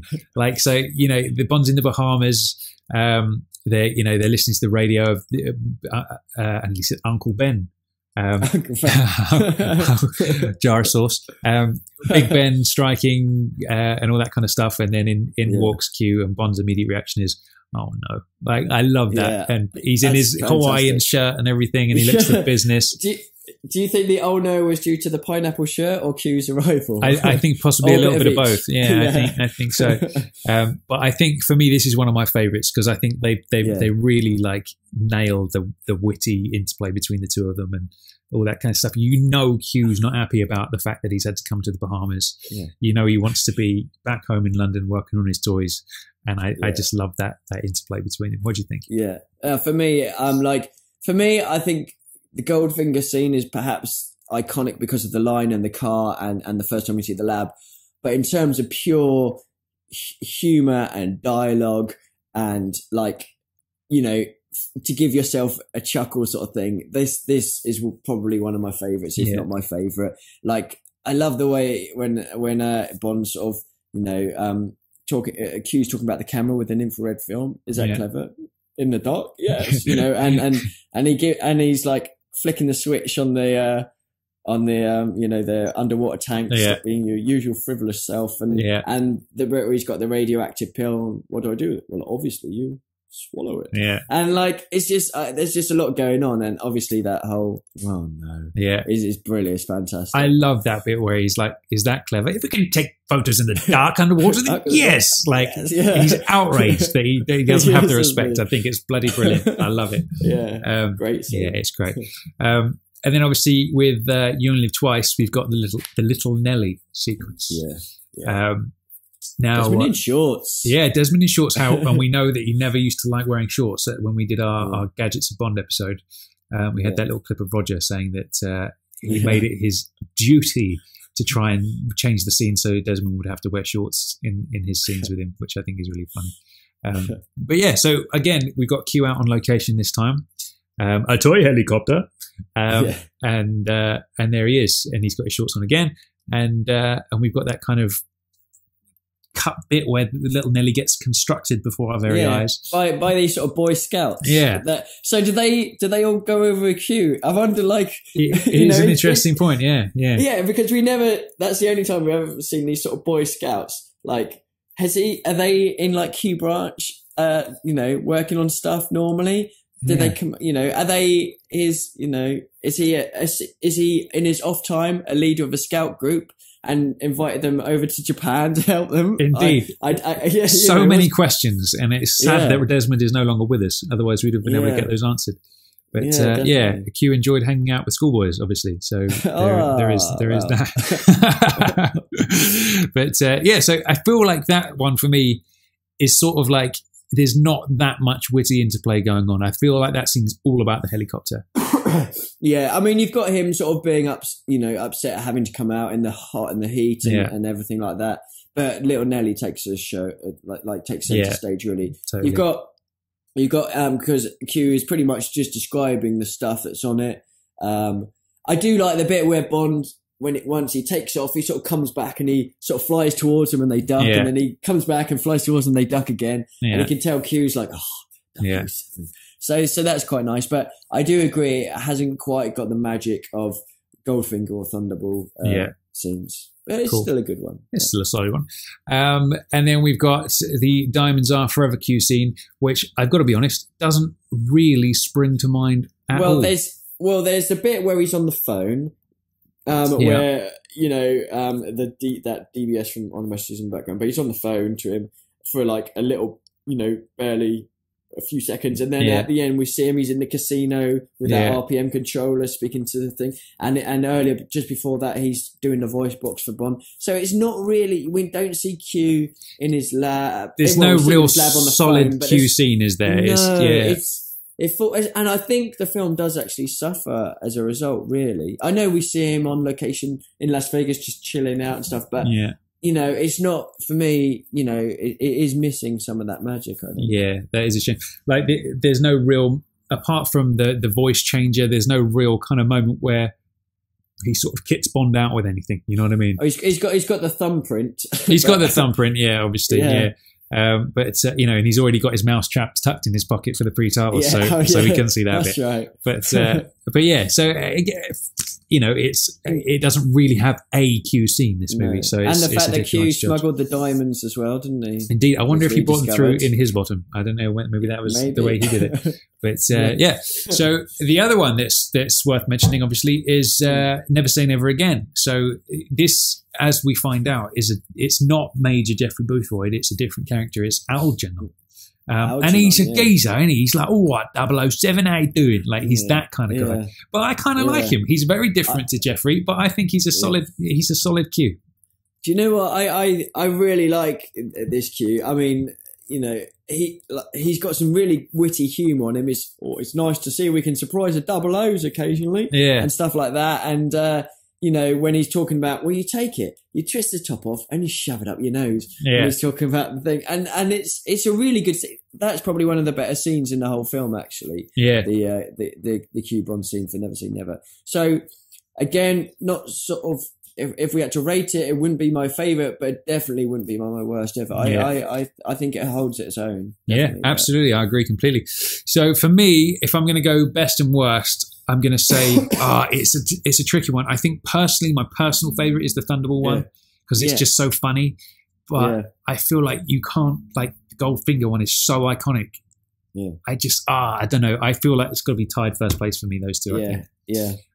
So how about your two favorite? What were your favorite? Well, you just read my mind, basically. If I had to pick one, I know I'd probably get shouted out, but if I had to, I'd probably pick Thunderball, just because it makes me smile every single time I watch it. It's just funny, it's clever, and it's great. It's developed even more so from Goldfinger, because Goldfinger, it looks iconic. You got the line, but this takes that line. And it's throughout the whole scene, that's a relationship. Whereas in Goldfinger, it's basically just at the end of that scene. Yeah. Whereas Thunderball, you've got it all the way through, and it's brilliant. So I would say Thunderball, even though I agree Goldfinger's amazing. Yeah. So that would be my favourite. What would be your least favourite? I suppose for me, the worst has got to be, I guess, it's tricky in the sense that there isn't really one in Diamonds. So I've got to say Diamonds is my least favourite. Yeah. I'll go along with that, definitely. Yeah, I feel Never Say Never is definitely above Diamonds. For me, I would easily put it above Diamonds, definitely. Okay, so that's Connery's Q scenes put to bed. And then next up, we've got Bond and Moneypenny. Now, I feel like... I mean, would you say the chemistry between Connery and Lois is the best, like more so than Roger? I would actually say they're even. I think the Roger Lewis ones work brilliantly because they were really good friends. They'd been at RADA together and stuff like that. But I think it was a slightly different dynamic. I think theirs were actually more friend banter.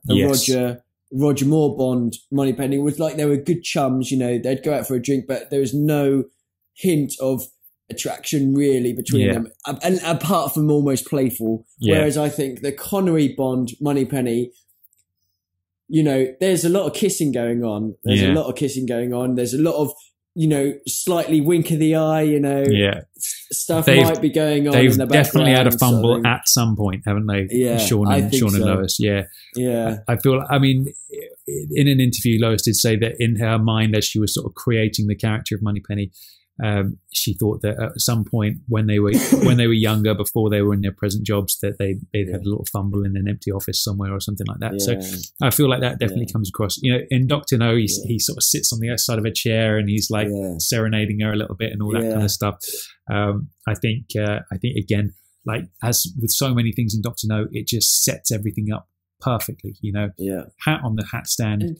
In he comes, and that whole you just know their backstory immediately from the way they're talking to each other. Yeah, and some of the later Bond films that suffered from a Moneypenny scene, including probably a couple of the Rogers, it was almost too brief. Yeah. It was almost too quick. It's like 2 words and then he's into CM. Yeah. Whereas a lot of the Connery ones, you get a bit more. Yeah. And it's really nice. And I think Dr. No's great. I think, you can really see it's almost like they've kind of worked through the service together. They know each other well. Yeah. He does a little dance that they have the little kiss. And then suddenly it goes serious when she talks about strangways, and it's serious. And then they go straight into work mode. Yeah. And so they've got their play mode and they've got their work mode.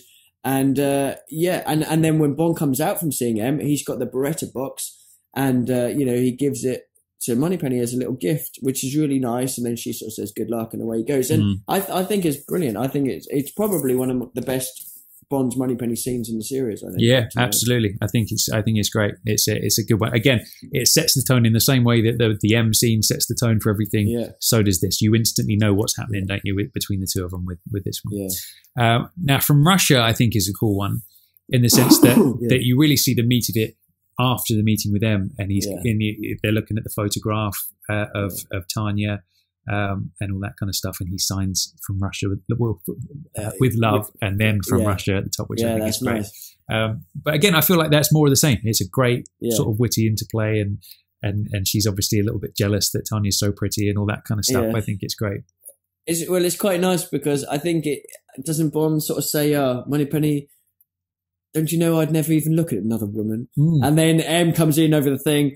Moneypenny, tell Bond to leave the photo of the woman. I'm sure of the girl. I'm sure he'll recognise her when he sees her, sort of things. Yeah. And so it works nice. I think there's slightly less screen time in From Russia, and it's quite good after he does the whole for my next miracle, and then he goes in with them, and then Q's standing there, and she sort of says, "Oh, it'd be a miracle if he can explain where he's been all this time." So it's just solid. It's a really really good solid scene. I think it's just like you said, it's more of the same, but it's still quality stuff. Yeah, absolutely. And then so moving on to Goldfinger, how do you feel about this one? No, this was quite a good one because you've got quite a lot of flirty sort of thing. Moneypenny actually flicks Bond's hat onto the stand this time. This is when he comes out from seeing M, and Bond's like, "Oh, Moneypenny, what do you know about gold?" And she's like, "Oh, the only gold I know is the one that you wear on the third finger of your left hand." And he's like, "Oh, one day we really must look into this." So there's nice little, flirting bit going on there. She takes his hat off him and flicks it onto the hat stand, and it's good. Yeah, no, again, it's similar to the other two. It's just keeping that sort of idea going. But again, it's another really good one. I suppose we get a bit of that again in Diamonds Are Forever, don't we? When he's on his way to Holland and he says, "Can I bring anything?" And she's like, a diamond again, like hinting at that. Yeah, that's good. Yeah, I like completely. that. But you're absolutely right. I think the Connery and Lois kind of Moneypenny and Bond, she definitely wants him, doesn't she? Whereas, say, I feel like the Roger one is different. You're absolutely right with that. Yeah. And she's got a nice style in Goldfinger. She's wearing this sort of blue top and her hair's different. So she's not the same. And each one, she does have slightly different styles. So it is quite good that they didn't make her have a secretary uniform, which she wore all the time. It was nice that, they mixed it up. They mixed it up a little bit. I remember watching, there was an interview with Lois Maxwell about when she met Ian Fleming. And apparently he thought she had like really kissable lips. And he went up to her and he got her to say the word prunes because the way her lips would pout when she said pr was arousing. And she said that they were at some party or something, and like he got his face so close to hers she thought they were about to kiss. And then I can't remember whether it was Fleming's wife or something was there, and she came and like pulled him away or something. But she said, "Really? Yeah, there was there was a real moment between Fleming and Lois there."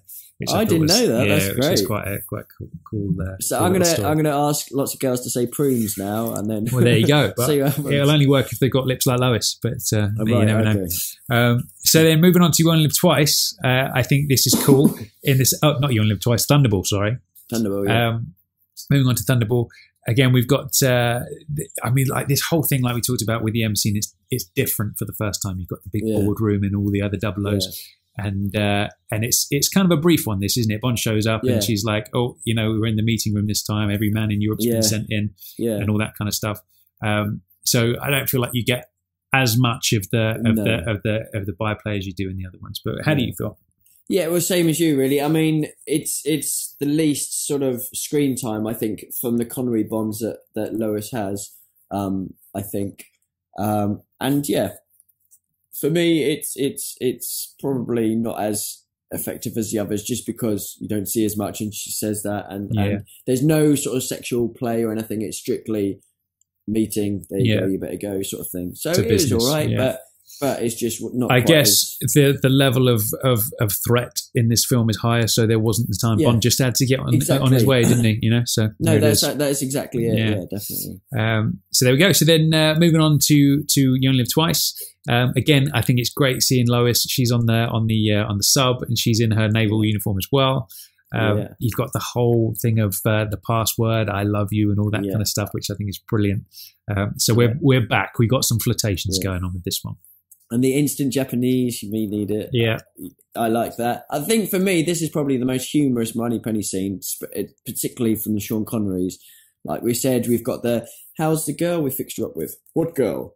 You know, the with the lamp. Girl, sort of thing. With the lamp, that's nice. And so we're talking about that. And then, like you said, the I love you, and he doesn't say it. And that. So for me, this is probably the best sort of dialogue for humour banter between them. I really like that scene. And don't forget, at the end of we see her at the end as well of this one, where she's on M1 and M's like, tell 007 to come down and report, and she's like, it'll be a pleasure, sir, or something like that, you know, because he's in a raft with a kissy on top of the submarine. So no, for Moneypenny, I think this is probably one of her better films for the amount that she gets to do in this one. Yeah, it is a great one. I like it a lot. So then moving on, we've got Diamonds Are Forever, and to be honest, I don't really remember much about this scene. Well, it's the passport scene, isn't it? Of course, it's so brief, isn't it? We're in a different place. We're not in the office this time. No, so that's right. We only see her for a very short time, don't we? Yeah. So, but it's a good intro though, because we see Peter Franks. He goes inside the glass door into passport control or whatever. Seconds later, Moneypenny comes out in a passport uniform. So it's really nice, that sort of intro, and then Bond suddenly in the car, and says the whole like you just mentioned about the diamond and tulip. But a funny thing about this film, Lois, obviously she'd been in since Dr. No, wanted to keep some of her clothing, for herself, sort of thing, because obviously if they're changing them, why would they need it? The first film that she got to do it on was Diamonds. It was like a passport uniform sort of thing. So it was a bit. She was like, "Oh, never mind." But I mean, I do. I think it's got more going on than the Thunderball scene, just because you've got that bit of byplay, which is quite cool. Yeah. But perhaps not so much as some of the other studio ones. But office scenes. But, absolutely. No, I agree totally. I think it's a good one. Okay, so moving on to Moneypenny's last appearance in Never Say Never Again. Now, this one, obviously, completely different actress. Very unusual choice of wardrobe, I find. She's wearing the James Bond outfit, isn't she? She's got like a bow tie on and a suit. Very odd. Yeah, frilly shirt and bow tie. Yeah, it is a strange one, definitely. Yeah. I think for me, some aspects of Never Say Never Again, for instance, the Q, brilliant. The Moneypenny one, I wouldn't say it was bad. It just wasn't memorable for me. It's I don't remember a lot about it. Yeah. So it was a run of the mill, but didn't quite have. I don't remember any great chemistry or anything like that. I don't remember any great lines. She had quite an unusual voice, didn't she? It was all very sort of high pitched. Hello, James. Very strange. But again, that just sort of it washes over me. I don't remember anything about it. Nothing really kind of stands out. So there we go. So in terms of rating your favourite and your least favourite, what would you go for? My favourite Moneypenny. Well, I'm going to have to say it. Favourite would be Dr. No. Yeah. With You Only Live Twice, quite a close second in terms of the humour, because that was great. My least favourite, it definitely Never Say Never Again. Yeah, I think same for me as well. Dr. No, I think because it sums everything up so perfectly and sets the sort of foundation for everything, definitely the best one.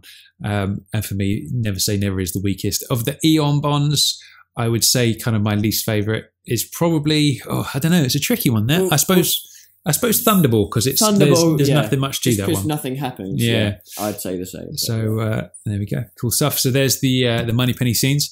So next up, we have one that I imagine will spark quite a lot of debate amongst listeners, which is Connery's best one-liners. So there's a lot of them. So I'm sure we've kind of missed some. I'm sure there's some that deserve an honourable mention that we perhaps don't discuss. So again, get on the old comment system on the website underneath the this episode post and let us know what your thoughts are as well. So I guess let's begin at Dr. No. And as we learned when we reviewed the movie and all that kind of stuff, that a lot of the one-liners weren't really there to begin with. And it was sort of Terence Young and Sean working together and sort of building out from there. So the first one is the first one, really, which is Sergeant, make sure he doesn't get away. Brilliant line. Fantastic. It's so done with such deadpan. Yeah. And then the guy, you just see him come over expecting, whatever, some guy. And then he sort of sees he's dead, looks back and he's like, brilliant. I think it's fantastic. So that was it, wasn't it? When we learnt about it, it was like that was the first kind of deadpan one-liner they had, and they were like, "Oh, we like that. That works. Let's kind of work some more into the script." So that is where the Bond humor kind of started. Obviously, as we learned when we went to visit Sylvan, it was like Jack Whittingham in the original Thunderball script from before Dr. No kind of did the same thing. So it's kind of like, that was some hints of that too. But yeah, what a great one. And I think for me, again, just to sort of bring up Skyfall, I think for me, this is where Daniel doesn't quite do it for me in this sense. Don't get me wrong. I love Daniel. I think he's amazing, but I feel like the one-liners are the kind of the weakest part of his performance. I don't think he has the delivery and panache, apart from the one in Casino. I was just going to say, I could probably say one that you'd like. But, obviously, The Last Hand Nearly Killed Me. Fucking brilliant. One of my favourite one-liners of the whole series. But I don't think that's actually a reflection on Daniel so much, but I feel like the one-liners in Skyfall just were a bit lump. And it's kind of like there's not much you could have done with those. But I feel like Sean just nails it. I think that he's the one-liner king, perhaps alongside Roger. But so next up we've got. Are you going to do it or am I? I'll do it. I think they were on their way to a funeral. There you go. Really nice. So that was kind of So basically, I mean, what we've tried to do is stick with 2 one-liners for each film. So there's bound to be more than the ones that we've got. So, there's bound to be ones and how could he leave this out and so on. But that's fine. We've literally, aside from Dr. No, because we wanted more, we stuck to 2 lines for each film. So those first 2 were the 2 kind of humorous ones which came in. But obviously there are a couple of others which just pretty iconic. Really. We do open ourselves up to be targeted, don't we? Because there's been things we've perhaps not mentioned in the past, and we get emails. It's almost like we've gone around murdering puppies because we forgot to mention things, and they're like, "How could you possibly not mention this?" and all that kind of stuff. But I think it's all in good fun. But I think they were on their way to a funeral. Great. I like it. For me, I don't think this is like a real standout one. Like I wouldn't perhaps try and work this into my everyday life, which I do with quite a lot of Bond quotes. I try and work them into everyday trips to the supermarket, for example. I'll try and work in a Bond quote if I can. But it's a good one. I like it. Yeah. I think so. I think the fact that it's just followed sort of their henchman's death is pretty cool as well. Yeah, absolutely. I don't think it's quite as powerful as the previous one, but it's still pretty damn good. Indeed. Next up, we've had That's a Smith & Wesson, and you've had your 6, which I think is one of the most deadly scenes in the whole series. And I think that image of him sat at the card table with, he's got his jacket off and he's playing solitaire on the card table waiting for Professor Dent, who's not a professor doctor like Meds, is he? Yeah. He's not quite as good as Meds. He's not. He's only got the prof. And all that kind of stuff. I think that's brilliant. I think it encapsulates the coldness of Bond. That's like the Fleming Bond right there, isn't it? Wouldn't you say? For me, that's probably the best hard one-liner in the whole series. You've got some classic sort of witty, humorous ones, but for me, you can't beat that line in terms of, cold, hard, bloody mindless, in terms of how, well, I know it's cool as well. It's calm, but it's just, Bond's, sorting it out. Yeah, completely. He certainly is. There is one thing about that line, which probably quite a few people know.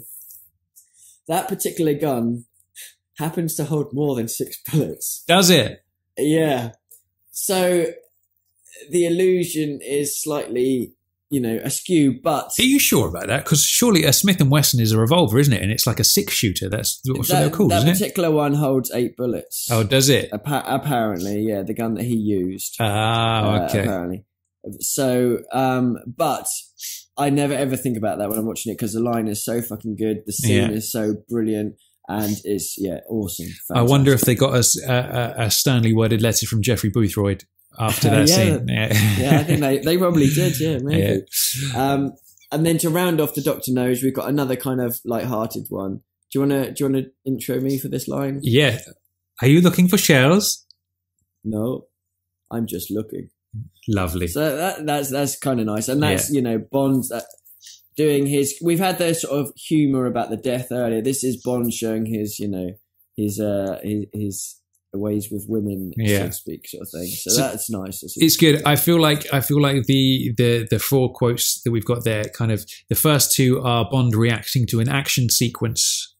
He's just killed the dude that was telling him from the airport for the first one. The guys have just run off the cliff or off the hill kind of thing in the car chase. Smith & Wesson, you've had your 6 is, dispatching someone who's just been sent to kill him. And then No, I'm Just Looking is all about his way with the ladies. So I feel it's encompassed. It covers a lot of ground. Yeah, absolutely. Completely. So next up, I suppose, like, how do you feel about the kind of the From Russia with Love one-liners? Like, are there any in there that kind of really kind of tickle your fancy there? That's a good question. What sort of From Russia? I'll tell you which ones I like about the From Russia with Love ones. I like the ones that just show him to be a real misogynist kind of like There's bastard. a lot of that, yeah. There's a lot of it in From Russia. I like the bit where it's, James, will you make love to me when we get to London? And he's like, day and night. Go on about the mechanism. He just, I love it. And he does another really good one with Kerim Bey where there's a limpet mine on the wall exploded and Kerim's like, oh, the girl ran out in hysterics. And Bond's just like, found your technique too violent. Yeah. And that's another nice little song. Love it. He actually, in fact, he's got quite a few in From Russia, which is pretty decent. I feel like the thing with that one, he's got a lot of great quotes, but I don't feel like there's aren't any that sort of jump out as like being the iconic ones that you really remember, Red wine and fish. They should have told me something. Exactly. Yeah, that's a good one. Yeah, completely. So I guess moving on from Russia, we've got one of those that everybody knows. There is another one. From go Russia. on. Let's have it. Sorry. That's a bit hard. You need someone to play it off. I'll start you in for this one. Okay, go on. Well, I think my mouth is too big. Yes, absolutely. No, it's the right size for me. That is again there you go. Because Bond's got a massive dong, and even if her mouth is too big, it is the right size for Bond. There we go. Yeah. Nicely done. So moving on to Goldfinger, we've got shocking, positively shocking. Now that's one I like to use as often as I possibly can. Yeah. I think that's a data. You could almost use that on a daily basis. That one you could, couldn't you? If you were trying your hardest. You're watching the news, for example. You could say that after every headline. You could do. Yeah. Equally with the next line, you could say that about almost everything as well. That's true. I must be dreaming. There we go. That's a good one. That's a good one. That's a nice one. I think with some of these one-liners, you do need the lead in. You do need the setup, but again, at the same time, it's kind of what a one-liner is, isn't it? It's a reaction to a situation. Yeah. So, or another line. Now, do you want to set me up for that one again? Because I feel as if I can do it a bit better. My name is Pussy Galore. Must be dreaming. No, that was crap, but that was good. Thank you. That sounded quite interesting. You're going to get the nasal in there for Pussy. Anyway, moving on. One of my favourites coming up next, which is, you got to set me up for this one. Okay. What sharp little eyes you got? Wait till you get to my teeth. I think that's great. I love that. That's brilliant. There's a huge amount of witty dialogue in Thunderball. That's like the script, the dialogue script. For it's Thunderball really tight, isn't it? Because like if you look at that moment, like he's almost fucked up, hasn't he? In the sense that she's like, "How do you know my friends call me Domino?" Yeah. And it's like, shit, got to think fast. And luckily, she's got the bracelet around her ankle or something, and he's noticed that, and that explains the situation. But that was cool. That was like Bond thinking on his feet. thinking fast. I do like that one line. I like That's a really that. great one. And equally, later on in the film, is another brilliant line when they're on the beach. Who's just over the hill? Our favourite henchman, Mr. Vargas. Mr. Vargas. And he's just like, I think he got the point. And it's so like that was crap. I just did, but his delivery is like just so good. You're too hard on yourself, dude, man. Your performances are up there. It was great. Well, thank you. But he sort of, the way that he says it, he knows it's clever, but he's not showing off, if you know what I mean. Yeah. It's just, it just works so well. Yeah. So yeah, another fantastic line. Now, next up, if I'm not mistaken, this is the scene from the Japanese baths where Tiger says to him, in Japan, men come first and women come second. And Bond says, I might just retire to here, which I think is a really nice, That's a nice little touch. Yeah. Now, I can't hear that line without the Austin Powers version, though. Yeah. In Japan, men come first and women come second, or sometimes not at all. Or sometimes not at all.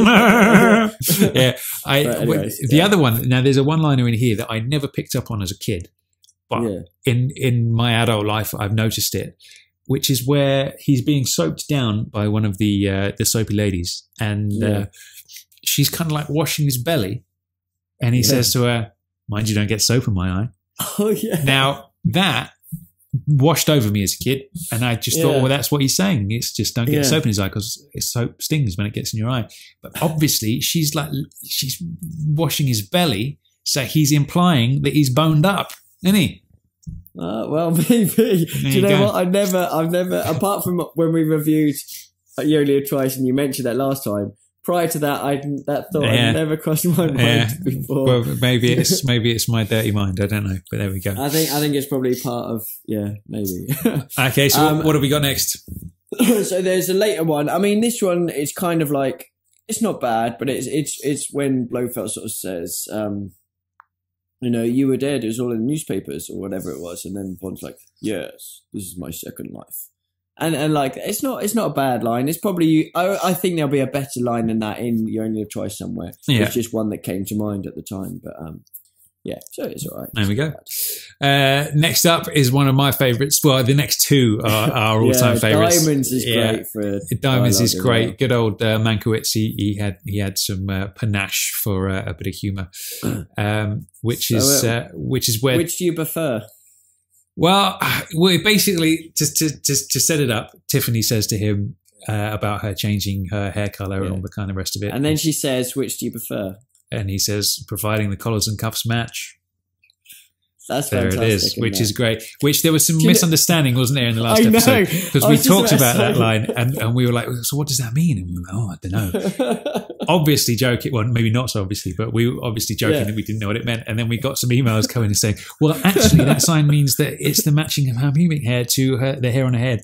We're like, well, we did know that, but it was fun. But I'm glad to see that people are on the ball out there, though. Damn right, we got to tighten up our game, man, because we start getting Bond facts wrong and all that kind of stuff. We're going to have our heads on the block.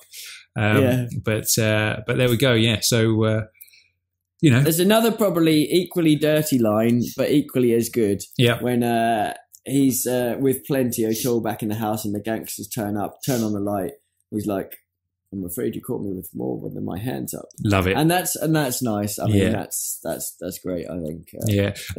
I think with Diamonds, the statement of Diamonds being the first Roger Moore film without Roger Moore is, I can hear Roger saying that line. You know what I mean? But yeah, it's good. I love it. It's really I'd like to hear Roger Moore say that line actually. It would be interesting. Well, if we meet him one day and get him on the show, we'll get him to get him to say the non-Bond lines that he that he didn't say, but would.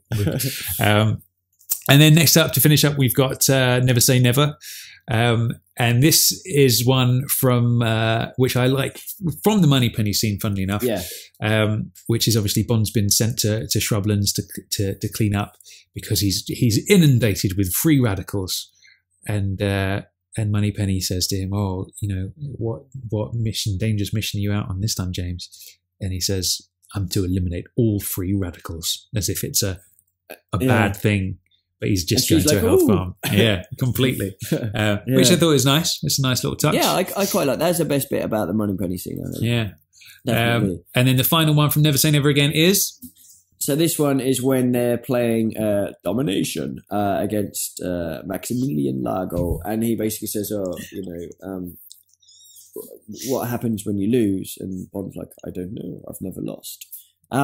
So like, it's just an interesting one, but I wouldn't call it a classic, but it's not bad. I think that's one of the good things about Never Say Never is the dialogue's actually really tight. I really like that movie. Yeah. It's in fact, there's one. a better line. You know when he's in Shrublands and the nurse is like, Mr. Bond, could you please fill the beaker for me? And he's like, from here? And that's a good line. That is a great like one. I really like that. Yeah. Okay, so from the ones we've discussed, and again, we know there's going to be other ones out there that are great, and perhaps we've missed it, but in the interest of this not being a 5-hour episode, we just sort of went for a smaller group. Now, I think for me, if I had to choose one of those quotes to kind of say is my favorite, this is a tricky one. I don't quite know. I think I'm going to have to go with, I'm afraid you caught me with more than my hands up. That is a good one. Yeah. That is a good one. For me, I think I'd have to go, even though technically it might not be right, I'm going to have to go with, that's a Smith & Wesson. You've had your 6. I think, I just love that. I just love that line. It's a good one. Amazing. Sadly, that's not one I can use in my regular day-to-day life. So that's probably why I haven't gone with that. Whereas I could use the other one, the hands up, quite often, I guess. Yeah. For my everyday life one, I would probably have to go shocking.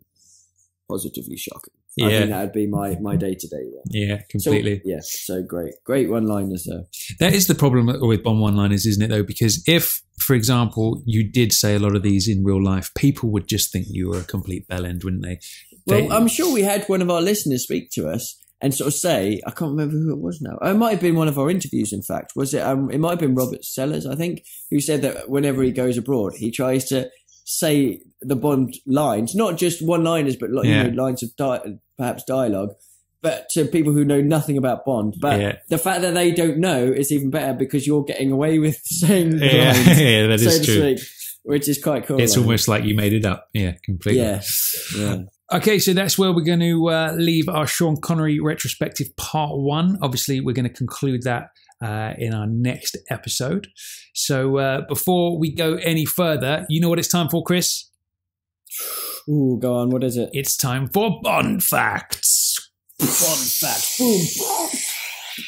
Flames, explosion, fire. Bond Facts. There it is. I think you should keep that as part of the jingle every time now. Flames, explosion, fire, Bond Facts. I love it. Okay, let's do that. You do your bit and then I'll have that. That's really tickled me. Okay, so Bond Facts are obviously about Sir Sean. Bond Fact 1, bit of a strange one. Apparently, Sean started smoking at the tender age of 9 years old. That's pretty early. It is on the streets of Edinburgh. I guess they didn't have much else to do, but that is pretty young, pretty bad. Bond Fact number 2. So this is a good one. Of the 6 actors who have played Bond, Sean Connery is the only one who, like Bond, served in the Royal Navy. He joined the Merchant Navy as a teenager, but stomach ulcers forced him to leave. He then received a disability pension for a period after this, and after his service with the Merchant Navy, he worked as a nude model for Edinburgh art students. But a nude model, you say? Indeed, yes. But no, it's kind of cool. It's indeed. But it is cool that he was obviously in the Navy as well, and that's quite a nice link to Bond. So that's quite cool. Indeed. So I think those nude sketches would probably be worth quite a lot of money these days, don't you? Well, I happen to have one upstairs. We would all immediately inspect the Connery dong and see what he was packing down there. Yeah, see what he's packing. I wonder, someone must have them somewhere. They must be around. Yeah. We'll see how much they get. Let's throw that out to our listeners. If you have a pencil drawing sketch of Connery's penis, send it our way. Okay, Bond Fact number 3. Sean Connery was once stopped for speeding by an officer named Sergeant James Bond. What's the Now, chances of that happening? Yeah. Now, I thought this was like, yeah, right, it's one of those things. But I've checked it up, and apparently it's true. And he was Sergeant James Bond. How funny. I think he actually got out of paying. I don't know. Did he get out of paying a fine? Maybe. He must have done. Like you would have. You'd have had to. Yeah. Yeah. But that's quite cool. Bond fact number 4. Now this is really interesting. Sean Connery turned down the role of Gandalf in the Lord of the Rings trilogy. This was because he didn't want to film down in New Zealand for 18 months, and he could not understand the novels. So that would have been interesting. Like Connery as Gandalf. Obviously, McKellen. It's hard to picture anyone else outside of McKellen because he nailed the role and everything. But I think Connery would have done a good job. What do you think? I could totally see him as Gandalf. Like, you remember that at the end of Robin Hood, Prince of Thieves, when he shows up and he's like King Richard or whoever it was. Yeah. Like, I could totally see him as Gandalf. I think that was an inspired choice. But all he wants to do is sit around in the Bahamas playing golf these days, doesn't he? So I can understand why he doesn't want to do it, or why he didn't. Yeah.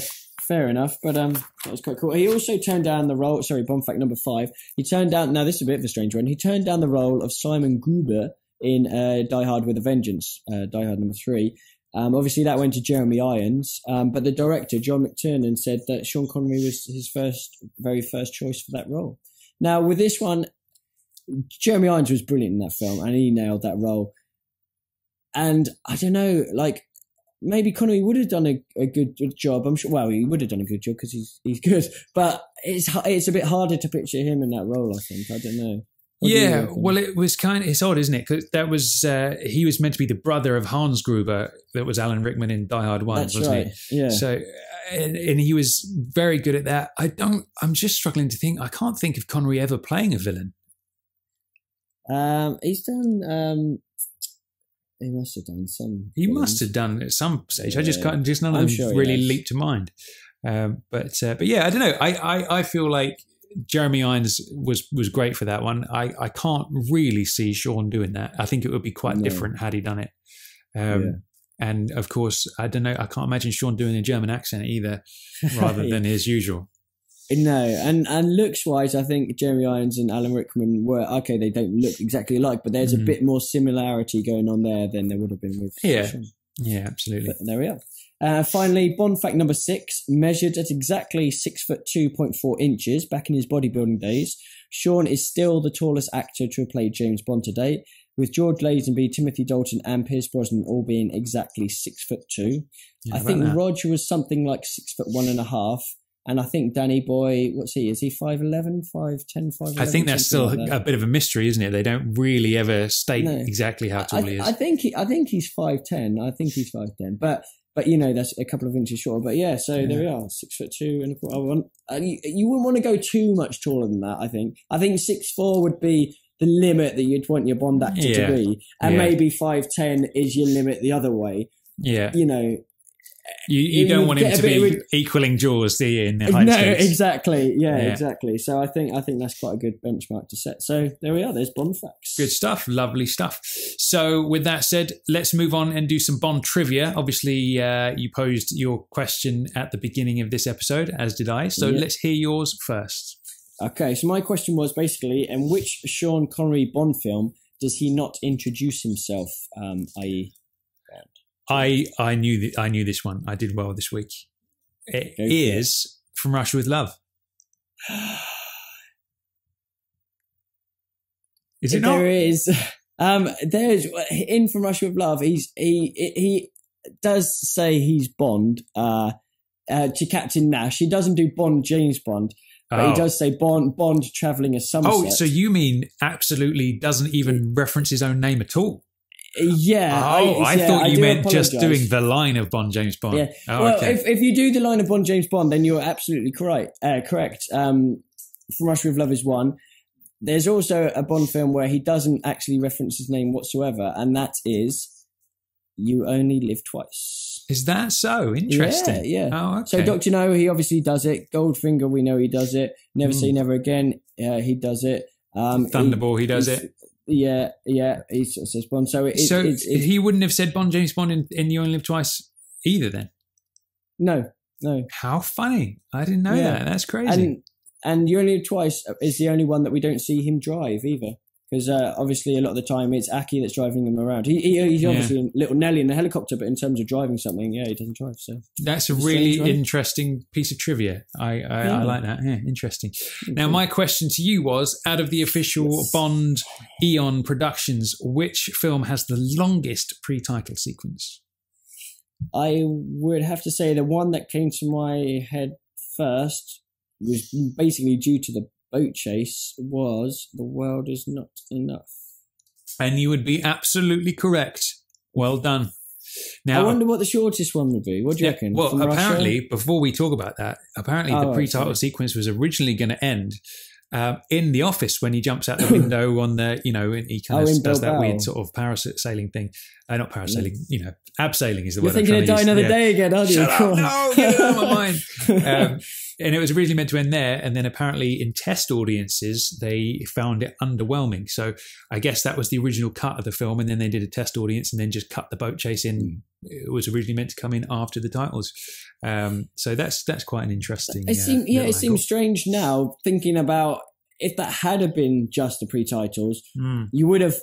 I'm so glad they did do the test screening, because that would have been really it would have been underwhelming. You would just be like, well, I feel shortchanged here. Give you something else. Now, obviously, you've got it's iconic now, isn't it, with the boat chase? Well, I guess it's just more of a set. I mean, if you look at going back to the first one with From Russia with Love and that pre-title sequence, that's very low key and pretty short. But I suppose in this day and age, we've grown to expect more of a set piece action sequence, exactly. haven't we? So I think that was probably a good choice, and I think that boat chase has got to rank up there as a classic Bond chase sequence.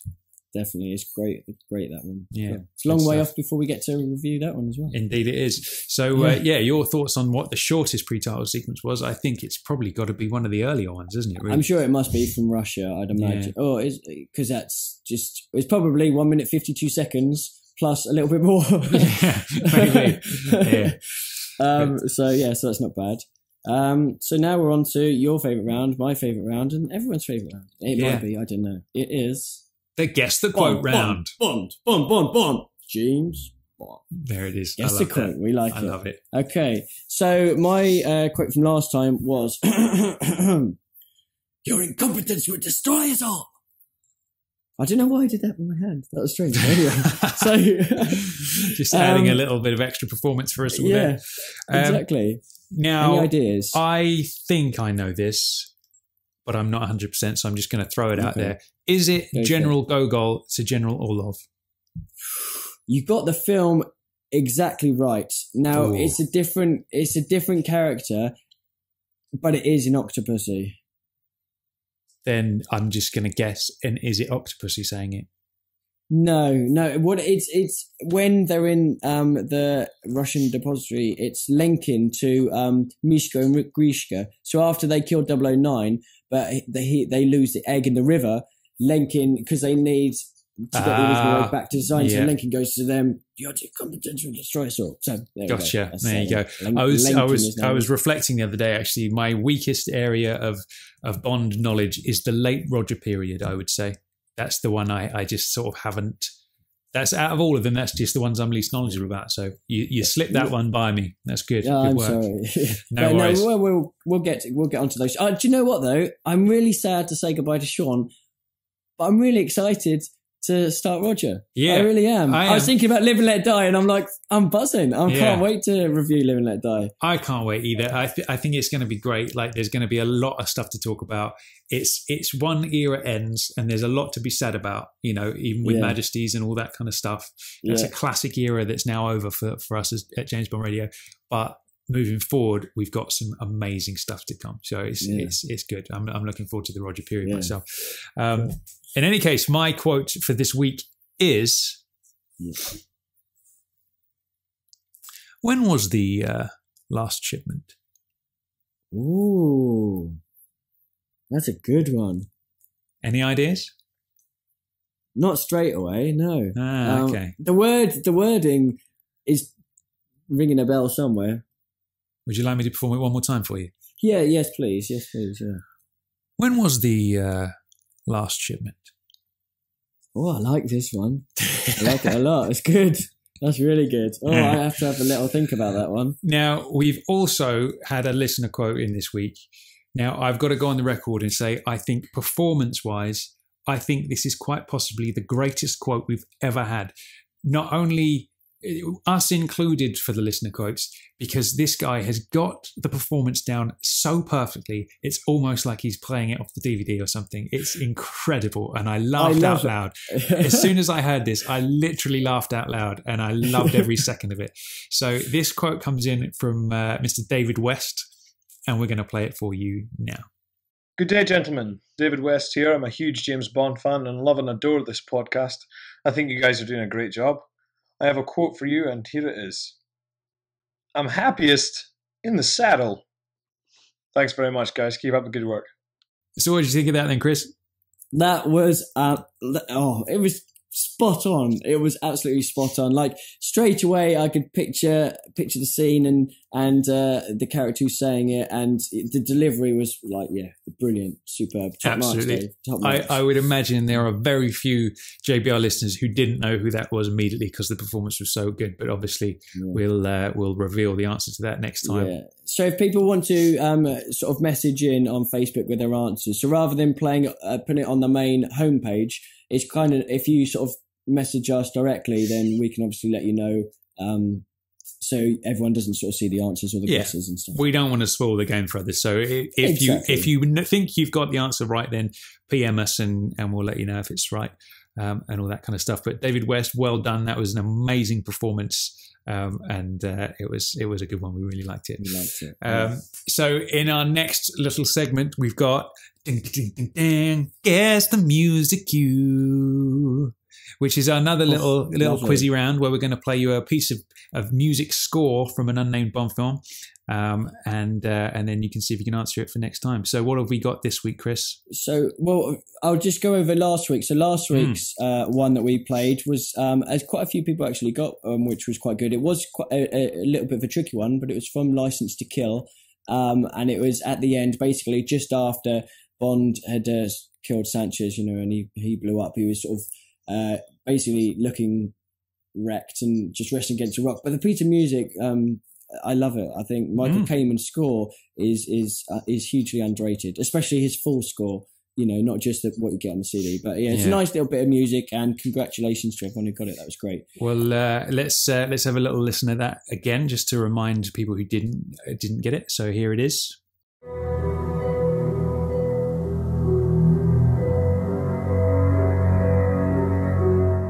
Okay, so let's have a listen to this week's version of the Guess the Music Cue round. Let's take a listen.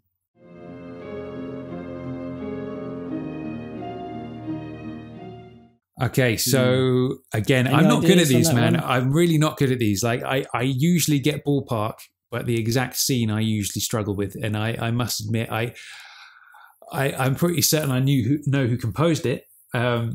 But what film it is and what part it's from, I'm not 100% sure. So it's good. I'm glad you picked these, man. It's good. You do good ones. It's cool. Yeah, good. Absolutely. Okay, you might remember in our last episode, JBR listener Jack Lugo sent us in a question, and I'm just going to play that for you again now. Here's my trivia question. We all know that Terrence Young directed 3 James Bond movies, but not many people know that Terrence Young also directed a 4th film based on a story by Ian Fleming. Name that 4th film, and also name the Bond henchman who appears in this 4th film, the actor who had played a Bond henchman. So thanks very much, and I'll keep listening and keep up the good work. Now, when that question came in, that completely stumped the both of us. Neither of us had any idea that even existed. So that was a great question, and Jack was good enough to phone in a answer, quite a detailed answer as well. So I'm just going to play that for you now because it makes really interesting listening. Hi, this is Jack Lugo chiming in with the answer to the trivia question I posed in the last episode regarding the fourth film that Terence Young directed based on a story by Ian Fleming. This was a film that was commissioned by the UN, and it was supposed to be a part of a series of films that the UN wanted to put out to tackle certain social issues, and the issue that Terence Young wanted to tackle was the issue of drugs, and apparently Ian Fleming and Terence Young collaborated on this project towards the end of Ian Fleming's life. I'm unsure if the source material has ever been published, or even if Ian Fleming had submitted a short story or an outline. There's some conflicting reports out there, but the film that was eventually released is called "The Poppy Is Also a Flower," and it has alternate titles such as "Poppies Are Also Flowers." On IMDb, it's known as "Danger Grows Wild." It was released in 1966 or 1967, depending on what country you're in. So it was a TV movie, but it was also released theatrically in both the UK and in the US. The henchman who appeared in this film is Harold Sakata, better known as Oddjob. I will send a follow-up email with some more information if the guys want to discuss it any further. Thank you for doing such a great job, guys. Okay, so thanks to Jack Lugo for that. Now, he's actually gone above and beyond and gone the extra mile and written a really detailed blog post about this whole thing for us, which you can see over on the website. So if you want to read some more about that, just go to jamesbondradio.com and you'll see his post just underneath the one for this episode. And it'll be really good if you could leave him some comments there and let him know, because he's really put a lot of effort into this for us, and it's a really interesting read. So head on over to jamesbondradio.com and you can read more about that. Okay, so that about wraps up today's episode. Now, in terms of what our next episode will be, obviously it will be the Sean Connery Retrospective Part 2. So that'll be coming out in a little under 2 weeks, unless we both get struck down with some kind of nastiness again. Because you happen to be going somewhere, aren't you, Tom? Well, yes, I'm very excited about this. I am flying off to Thailand for an entire month. I'm going to do this. I feel in recent months what I've done is I've fallen off the wagon. I've been eating badly. I've not been exercising, and I've basically got the body of a 70 or 80-year-old man. So I thought I'm going to go and reboot myself. So I'm going to be spending the next month in Thailand at this kind of Muay Thai boxing gym and fitness camp. And just throwing myself into that, and it sounds a bit like Daniel Craig in Skyfall, you know. Well, I thought gets back in training. That's exactly it, and I'm going to grow a bit of a scruffy little beard, and probably not that good at shooting anymore, and all that kind of stuff. Not that I ever was. So yeah, but obviously I'll still be around to podcasts over the internet and stuff, so we'll still get the next episode up. But I will obviously be making a pilgrimage to James Bond Island and getting some footage and some photos and some stuff there as well, which we'll probably include in our Man with Golden Gun episode, because that won't be too far off. Are you going to stick on a fake nipple and come out of the sea? Damn right. I've already ordered it off Amazon. Excellent. Hope you get some strange looks when you do it. Indeed. But yeah, that's me. So next time you hear from us, I'll be in Thailand getting buff and sorting myself out. So that'll be nice. Good fun. Sounds good. Good mission. Yeah, absolutely. And I'll get my first 20,000 baht note and take a picture of it for you all. Yeah. See if you can find the same kid. He's probably a little bit older now. He probably is. Yeah, I'll chuck him in the nearest river. I tell you what, though, if you find one of those elephants, I want one as a present. A little wooden elephant. Okay, deal. Yeah, I'll find one for you. Man. Yeah, big style. Okay, cool. Okay, then. So that wraps up episode 26 of James Bond Radio, and we will return with episode 27 to conclude our Sean Connery retrospective.